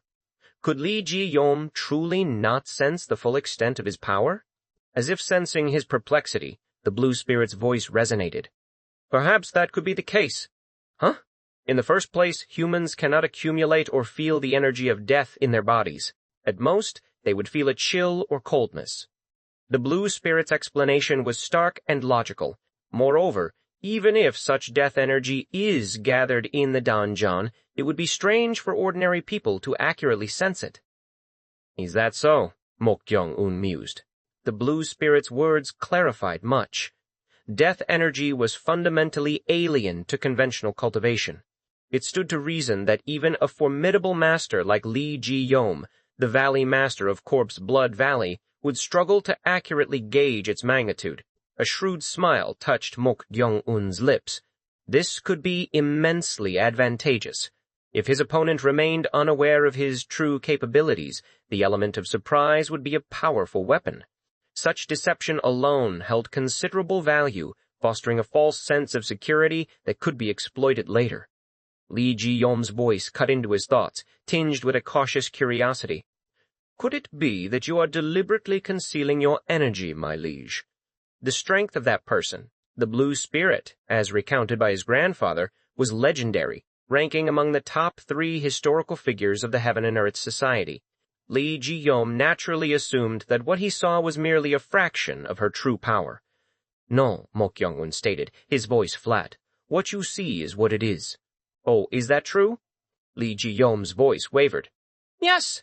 At Mok Gyeong-un's unwavering reply, Lee Ji-yom let out a sigh, a faint note of disappointment woven into it. This reaction was entirely understandable. Lee Ji-yom believed that person had possessed this young man's body with the sole purpose of reclaiming her former glory and honor through vengeance. He had naturally anticipated her being fully prepared, having already recovered a significant portion of her power. But if that weren't the case, what then was his liege planning to do in this precarious situation? "You seem quite disappointed," Mok Gyeong-un observed. "That's—" Lee Ji-yom trailed off, unable to voice his true feelings. Mok Gyeong-un offered a slight, reassuring smile. "Of course you would think that, but it's only been half a month since I possessed this body, and at that time, this body wasn't even third-rate." Lee Ji-yom's eyes widened, a sudden spark of keen interest replacing his earlier disappointment. Mok Gyeong-un's words implied a colossal leap in power, from virtually nothing to a first-rate martial artist in mere weeks. If true, it was an astounding rate of progress, almost unheard of. "Is that true?" Lee Ji-yom asked, his voice barely a whisper. "Yes. You don't believe me?" "No. How could that be?" "I'm just surprised. Even with extraordinary martial talent, such speed defied common sense." Lee Ji-yom's stunned reaction was perfectly natural. "I know you have expectations," Mok Gyeong-un continued, his tone understanding. "But even if my past self that you know is different, I'm also in a position where I have to start from the beginning again. Ah. Lee Ji-yom nodded slowly, comprehension dawning in his eyes. Then, cautiously, he ventured, Then how long do you think it will take for you to recover to your original level, my liege? This was the crux of the matter, the central question for Lee Ji-yom. He was in a state of high excitement, having just sworn an oath of unwavering loyalty. He yearned to abandon Corpse Blood Valley immediately and, as his liege's right-hand man, join in the glorious reclamation of honor. Mok Gyeong-un pondered for a moment, considering the question. Original level? He mused inwardly. He had never actually heard the precise martial arts level of Chung Ri-yong, the Blue Spirit, during her lifetime. She often boasted of her strength, but the exact metric remained vague. Yet, seeing the deep reverence even a powerful figure like Lee Ji-yom held for her, she must have been far stronger than he initially surmised. Then, he decided it was prudent to establish a tangible time frame, a clear objective. The adage, "A gentleman's revenge is not late even after 10 years, came to mind. It spoke of patience, of building strength, and waiting for the opportune moment. But 10 years was an eternity, far too long for Mok Gyeong-un's ambitions. The period he envisioned was much, much shorter. A subtle gesture, swift and decisive, communicated his intent. Lee Ji-yom's expression instantly stiffened as Mok Gyeong-un held up his fingers. Are you crazy?" The Blue Spirit's incredulous voice screeched in Mok Gyeong-un's ears. He frowned slightly. Why such a drastic reaction from both of them? He had only raised 2 fingers. Ha! The Blue Spirit clicked her tongue, sounding utterly dumbfounded. Meanwhile, Lee Ji-yom, the master of Corpse Blood Valley, spoke, his voice trembling slightly. Could it be 20 years? No. That's too long. Lee Ji-yom swallowed hard, his eyes wide with disbelief. Is that really possible for you? Is there anything I can't do? Mok Gyeong-un replied without a moment's hesitation. Ha! Lee Ji-yom let out a breathy exclamation, his gaze now filled with profound, genuine reverence. Mok Gyeong-un had merely intended to set an ambitious yet achievable goal. Was such an extreme reaction truly warranted? The Blue Spirit, still clicking her tongue, spoke with a mixture of disbelief and a challenge in her tone. A guy who hasn't even gained proper realization of the peak realm is boasting that he will surpass the barrier and reach the realm of transformation within 2 years. The transformation realm, or Hua Jing. It was the supreme martial arts realm, attained only by shattering conventional barriers and achieving the states of 3 flowers gathered at the crown and 5 energies, paying homage to the origin. It was said that only the revered 6 heavens and 8 stars, the martial world's absolute strongest, had reached such a peak. Yet Mok Gyeong-un had just declared he would stand among them in a mere 2 years. Is it difficult? Mok Gyeong-un thought, a question aimed at the Blue Spirit. As if reading his very mind, she scoffed. Die and wake up 100 times, see if that's possible. No, if that happens, I will call you Lord for the rest of my life and attend to you. Her words, though laced with cynicism, held a strange promise within their impossible challenge. The audacious declaration hung heavy in the humid air of the subterranean chamber. Mok Gyeong-un, his gaze unwavering, had just promised to achieve the pinnacle of martial arts, the transformation realm, within 2 short years. Such a feat demanded transcending the mortal coil, mastering the profound states of 3 flowers gathered at the crown and 5 energies, paying homage to the origin. It was a realm of legend, whispered about in hushed tones, a barrier few dared to even dream of surmounting. Even the spectral Blue Spirit, usually so stoic, bristled with incredulity within the confines of his mind. Die and wake up 100 times, she scoffed, her mental voice sharp with disbelief. See if that's possible. No, if that happens, I will call you Lord for the rest of my life and attend to you. Her retort was laced with a challenge that only Mok Gyeong-un seemed to appreciate, a faint twitch at the corner of his lips. The Blue Spirit's fervent skepticism stemmed from her own extraordinary journey. She, a prodigy born once in centuries, had labored for 2 decades to merely touch the fringes of the transformation realm, a feat accomplished at the astonishingly young age of 28. The current era, she knew, lacked the golden age of martial arts she once inhabited, where figures like the Little Sword Immortal had blazed trails.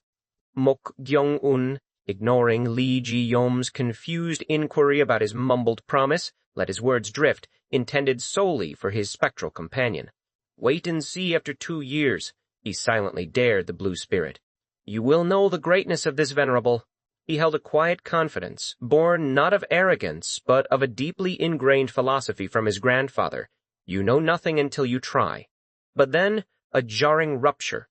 A sudden searing pain erupted behind Mok Gyeong-un's eyes, an agonizing electric jolt that forced a sharp groan from his throat.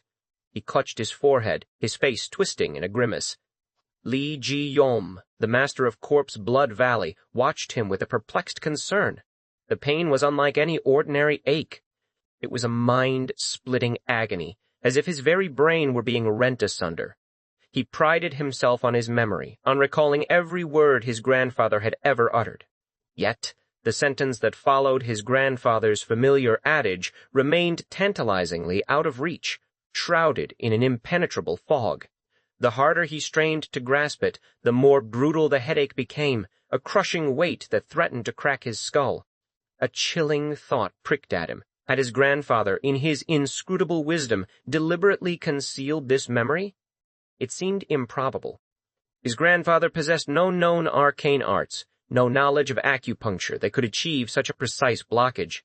Yet the doubt lingered, a dark shadow across his certainty.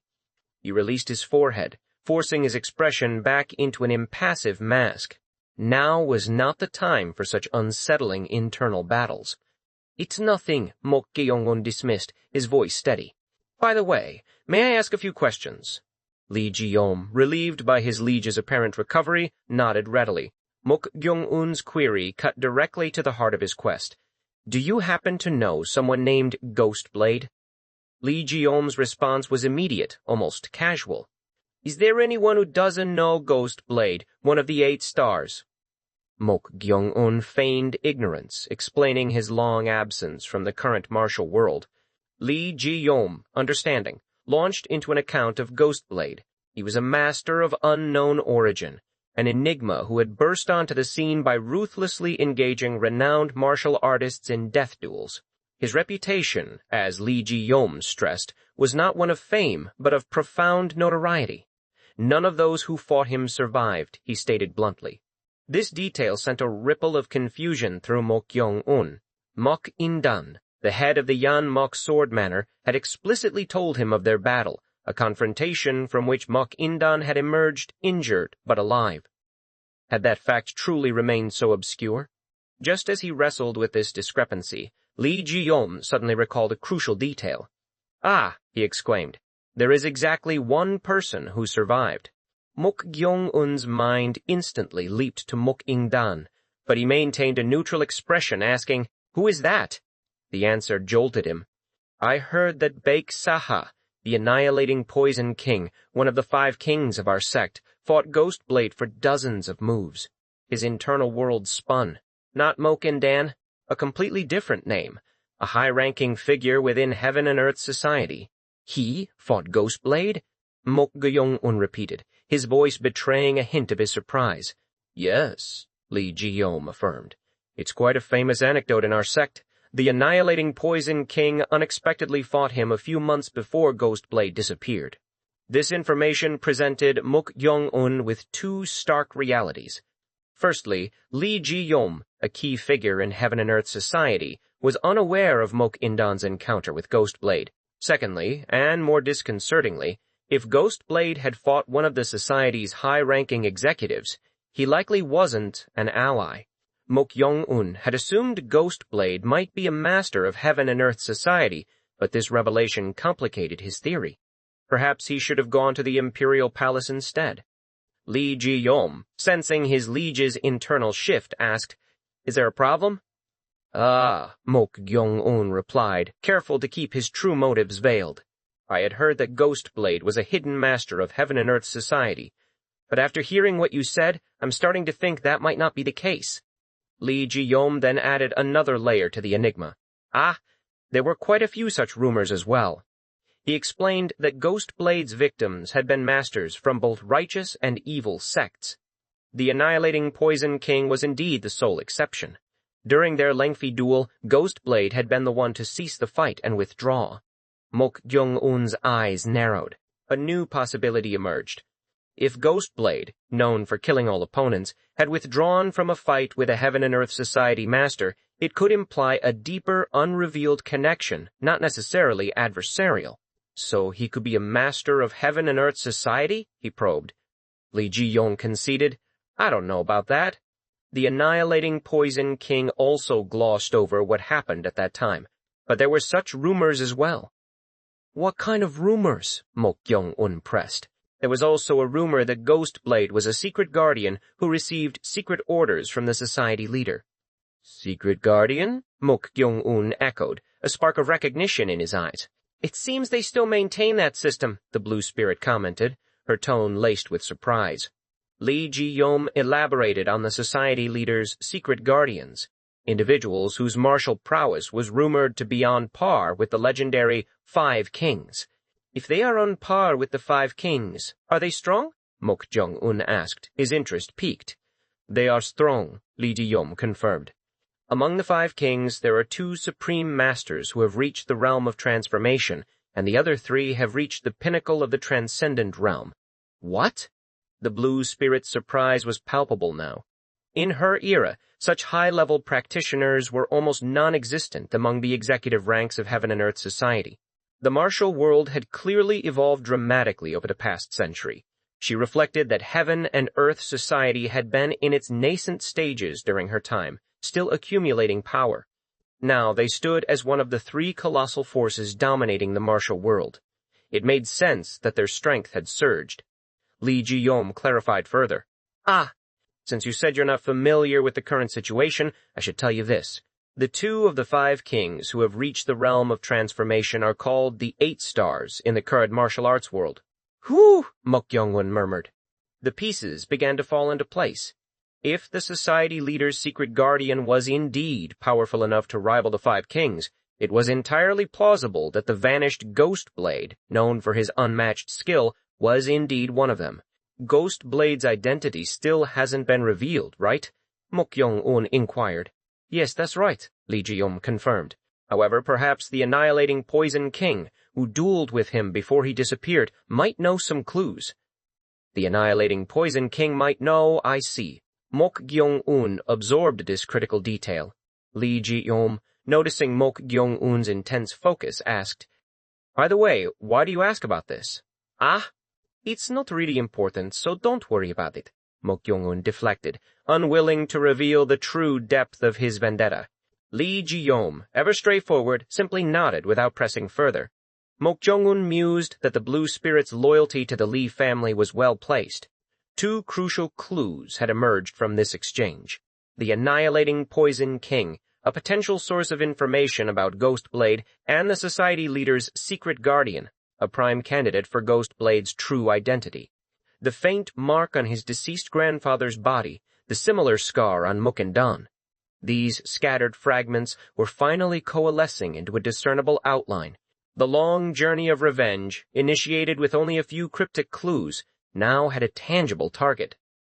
If Ghostblade was indeed his grandfather's killer, then he was a target for absolute annihilation.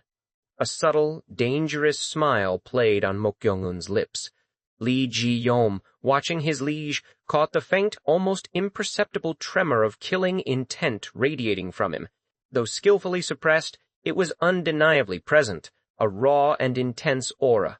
It solidified Lee Ji-yong's dawning realization.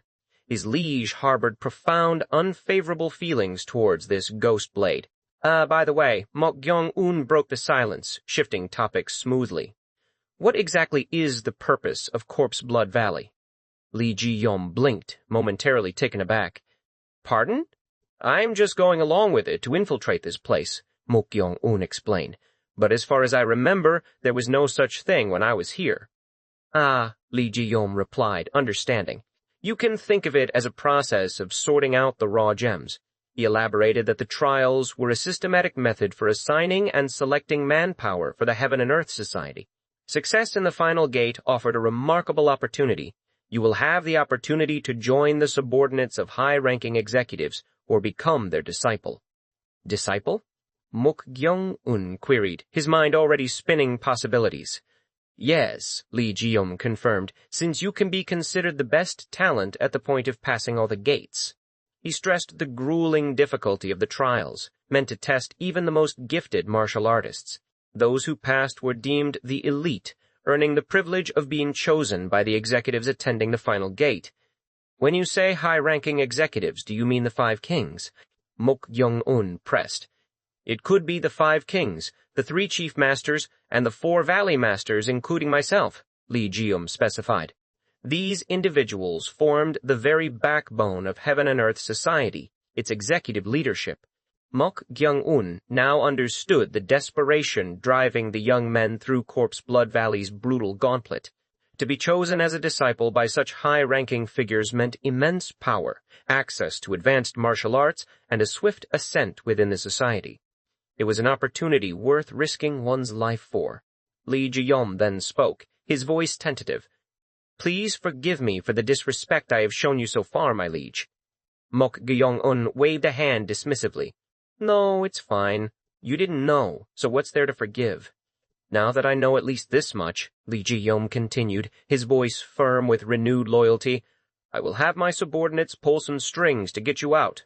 He explained that while the society leader had ordered Mok Gyeong-un's participation, there was no command to keep him alive. They could easily fabricate his death, allowing him to escape the society leader's notice and recover his martial arts in secret. But Mok Gyeong-un shook his head. No, I don't think there's a need for that. Pardon? Why would you? Lee Ji-yum was puzzled. Why would his liege, a supreme martial artist, willingly endure such hardship when he could recover in seclusion? Mok Gyeong-un's smile widened, a calculating glint in his eyes. We should make the most of this situation. What do you mean by making use of this situation? Didn't you say that if I pass the trials I can become a disciple of the executives? That is true, but there's no need to, Lee Ji-yum began, still confused. Mok Gyeong-un interrupted him, his voice soft, almost conversational, yet imbued with a chilling undercurrent. What kind of wound do you think would be more painful? Lee Ji-yum stared, uncomprehending. Pardon? Mok Gyeong-un's smile brightened, a predator's grin. A wound that festers and bursts from the inside is really painful compared to a wound on the outside. A profound understanding dawned on Lee Ji-yum. His eyes widened, a flicker of admiration and fear crossing his face. He finally grasped Mok Gyeong-un's insidious plan. He wasn't merely infiltrating, he intended to dismantle the organization from within. Then shall I try to get a recommendation? Mok Gyeong-un asked, his gaze piercing. By recommendation, you mean? Lee Ji-yum stammered, the implications of Mok Gyeong-un's words settling deep into his bones. In your eyes, Valley Master, Mok Gyeong-un concluded, his voice a low hum of deadly intent, whose attention would be most beneficial among those executives. The small, round copper tag rested in Mok Yu-cheon's palm, a bewildering enigma. Ma Sang had thrust it into his hand during their desperate escape, offering no explanation, no instruction. Only 3 words had accompanied the hurried transfer. You do it for me. A profound weight settled upon Yu-cheon. The implication was stark and chilling. A spy once caught faced inevitable death. Ma Sang, cornered and fleeing, had entrusted the remainder of his purpose, whatever it might be, to Yu-cheon. What on earth did Ma Sang expect of him? The question echoed in the quiet chamber, unanswered and unsettling. An anger, raw and immediate, flared within Yu-cheon. If their positions were reversed, he would have been furious. After all, it was his half-brother who had, inadvertently or not, betrayed Ma Sung, leading to this very predicament. Yet, Ma Sung had shown no resentment, no hint of bitterness. Perhaps the urgency of the moment had simply left no room for such complicated emotions. A long, drawn-out sigh escaped Yu-cheon's lips, heavy with despair. He had once believed the days of being scorned as a courtesan's son were the epitome of suffering, a personal hell he yearned to escape. Now, that time felt like a distant, tranquil memory. The true hell, he realized with a jolt, lay outside these walls, in this very place. His teeth found his nails, then his skin. The child's habit, a desperate attempt to quell anxiety, had resurfaced. A dull ache spread through his fingertip. He had foolishly believed Ma Sang, his half-brother, was the only one he could truly trust. That trust had shattered. The man who stood before him, fleeing into the unknown, was not the Ma Sang he knew. He was a creature of calculated ruthlessness, a being beyond the simple labels of righteous or evil sects. Ma Sang, in his chilling effectiveness, belonged in this desolate, lawless landscape. The thought curdled in Yu Chion's stomach. That son of a bitch. A cold fury gripped him, mingling with a deeper, more profound pain. He bit down harder, the sharp sting of reality searing his flesh. Blood welled, warm and coppery, staining his tongue. Yet, with the taste of his own blood, his heart surprisingly grew cold, clear. He ran a hand through his hair, pushing back the lingering vestiges of fear and doubt. His posture straightened, a new resolve hardening his spine. The naive notion of merely surviving in this brutal world vanished. If evil reigned, he would not simply endure, he would rise, not just to survive, but to crush it with his own hands. This was the truth he had learned even in the revered Yeonmok Sword Manor. Attain the peak realm, and the world's perception of you shifts. Respect follows strength, regardless of one's alignment. Strength, he concluded, was the martial world's only true law. A steely glint entered his eyes. "Mok Gyeong-un," he muttered, his voice barely a whisper. "The one who will rise here is not you. It is me." With a renewed sense of purpose, Mok Yu-cheon began to circulate his energy, drawing upon the forbidden ignited wood-heart transformation method. He had abandoned it previously due to its ominous side effects, but now, faced with this dire reality, it was the only path to rapid power. As the potent energy surged through him, a strange, brownish hue began to spread across his face, a visible manifestation of the dangerous transformation. Mok Gyeong-un surveyed the 8 boys gathered before him, a faint smile playing on his lips. He mused, his voice deceptively light. "It's over the limit." 3 of the boys had been brought by the demonic monk, currently inhabiting the body of Yom-ga from Vermilion's slaughter cave. The other 5 were Mo-ha-rang's contributions from Demon Fire Hall. Mo-ha-rang's expression was a study in subtle disquiet. She had gathered her contingent separately, aiming for efficiency, convinced that the demonic monk, encumbered by possession, would struggle to amass a suitable team. She had promised them safe passage, a guarantee to navigate this treacherous gate, and they had believed her. Now, she felt the weight of that promise, knowing the true architect of their success stood beside her. Mok Gyeong-un's words cut through the strained silence. "We don't need anyone beyond the 5. The rest of you, please leave on your own." The 8 boys stared, dumbfounded. They had allied themselves, trusting the renowned names of Vermilion Slaughter Cave and Demon Fire Hall, assuming their authority. This command, from someone they barely knew, was an insult. One boy, who had witnessed Mok Gyeong-un's brutal efficiency firsthand during their previous gate, exhaled a weary sigh. Without a word, he turned and exited the room. His path was clear. The remaining 7, however, had seen little more than Mok Gyeong-un breaking a boy's neck at the first gate, a distant, shocking spectacle. Their reactions were immediate, their anger palpable. "Who are you to tell us to leave?" one demanded, his voice trembling with indignation. "I joined this team because of Mo-ha-rang." "Exactly," another chimed in. "If anyone should leave, it's you." "We all feel the same," a third added, hostility radiating from him. Unlike the first gate, their energy points were now open, their internal energy flowing freely, giving them a misplaced confidence. Mo-ha-rang stepped forward, her voice tinged with regret. "I'm sorry," she began, her gaze flickering toward Mok Gyeong-un. "But I'm not the team leader." "What?" The boys' expressions shifted from anger to disbelief. They had implicitly been told she was the leader, or at least a co-leader. Their faces betrayed a sense of betrayal. "Mo-ha-rang, is that true?" one asked, confusion clouding his features. "We thought you were the team leader." "The team leader is this person here," she clarified, her voice firm despite the underlying tension. "This person?" The boys frowned. Mo-ha-rang had used a deferential tone, a manner typically reserved for a superior. They couldn't fathom it. Mok Gyeong-un's smile widened, devoid of warmth. "It seems most of you joined without knowing I was the team leader. If you're dissatisfied, you are free to leave at any time." One boy snorted, a derisive sound. Ha! I cannot accept that. Moha rang, you should be the team leader instead. Then I will gladly follow you. A chorus of agreement erupted. That's a good idea. I agree. I agree too. If Moha Rang leads, I'll follow her no matter what. Moha Rang cast another troubled glance at Mok Gyeong-un, whose smile remained fixed. She had witnessed its true nature, a precursor to malice. To avert further trouble, she resolved to make her position clear. I'm sorry, she announced, her voice unwavering, but I have decided to follow this person. A ripple of shock passed through the group. Why would she, a respected master from Demon Fire Hall, pledge fealty to this seemingly unremarkable boy? One of the three boys who had followed Yonga, the demonic monk, spoke up, his voice tinged with disbelief. Don't tell me you also acknowledge that guy as the team leader? I do, Yonga affirmed, his voice flat. The three boys exchanged stunned glances. They had sought to join Vermilion Slaughter Cave's team, drawn by its reputation. Now, the very person they had hoped to serve was serving someone else. They were utterly bewildered. Mok Gyeong-un observed their confusion, his smile unwavering. You're choosing a team leader to pass this gate.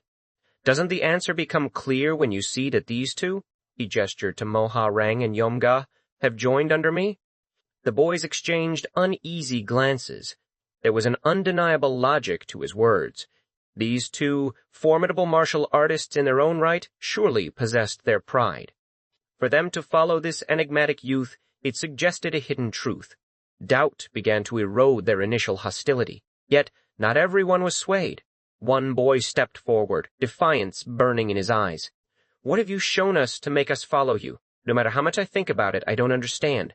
If you lack faith in me as your team leader, Mok Gyeong-un replied, his voice still unnervingly calm, then you may quietly leave this room. The boy's face contorted in a snarl. He began to draw energy from his donjon, preparing for a confrontation. Who says to come and go as they please? You're a ridiculous fellow. I cannot acknowledge you. What will you do if you cannot acknowledge me? Mok Gyeong-un countered, his smile widening.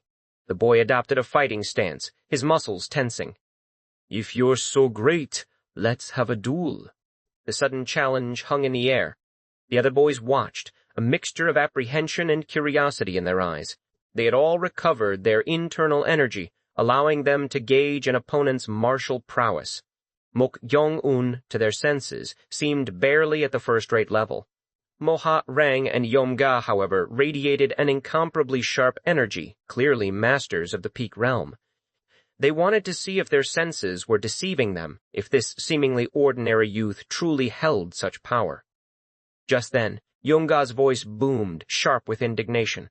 How dare you challenge this person to a duel in this place? His brows furrowed in disgust. The boys exchanged bewildered glances. Yomga, like Moha Rang, acted as if he had sworn absolute loyalty to Mok Gyeong-un. The mystery deepened. Mok Gyeong-un, with a casual wave of his hand, silenced Yomga. Don't be like that. From his perspective, it's understandable to have doubts. But Lord, no, my liege. This insolent human, Yomga began to protest, but Mok Gyeong-un's gaze, light and swift, cut him off. The demonic monk immediately ceased speaking and stepped back, bowing his head. The boys' minds reeled. Lord, my liege? Yomga from Vermilion Slaughter Cave, groveling before this guy? Was their energy sense truly so flawed? Was Mok Gyeong-un truly hiding his strength? Even the boy who had challenged him began to waver, a seed of doubt sprouting in his mind. Then, swift as thought, Mok Gyeong-un, still seated on the bed, extended his hand. A gasp escaped the challenger's lips. An invisible force, a powerful suction, pulled him forward, his head and upper body tilting uncontrollably. His eyes widened in disbelief. He stomped his right foot, desperately trying to anchor himself to prevent a humiliating fall. The floor beneath his foot cracked. Before he could recover, Mok Gyeong-un launched himself from the bed, a blur of motion. He seized the back of the boy's head with both hands and brought his knee up, smashing it directly into the boy's face. A sickening crunch echoed through the room. The boy's body staggered backward, a whimpering sound escaping his lips as blood gushed from his nose. Mok Gyeong-un, relentless, seized his hair. You shouldn't fall over with just this much. He then slammed the boy's head, bleeding and disoriented, into the wooden floor. The impact was bone-jarring. The floorboards splintered, and the boy's face became a grim impression in the shattered wood. His body twitched once, twice, then fell still, a lifeless lump.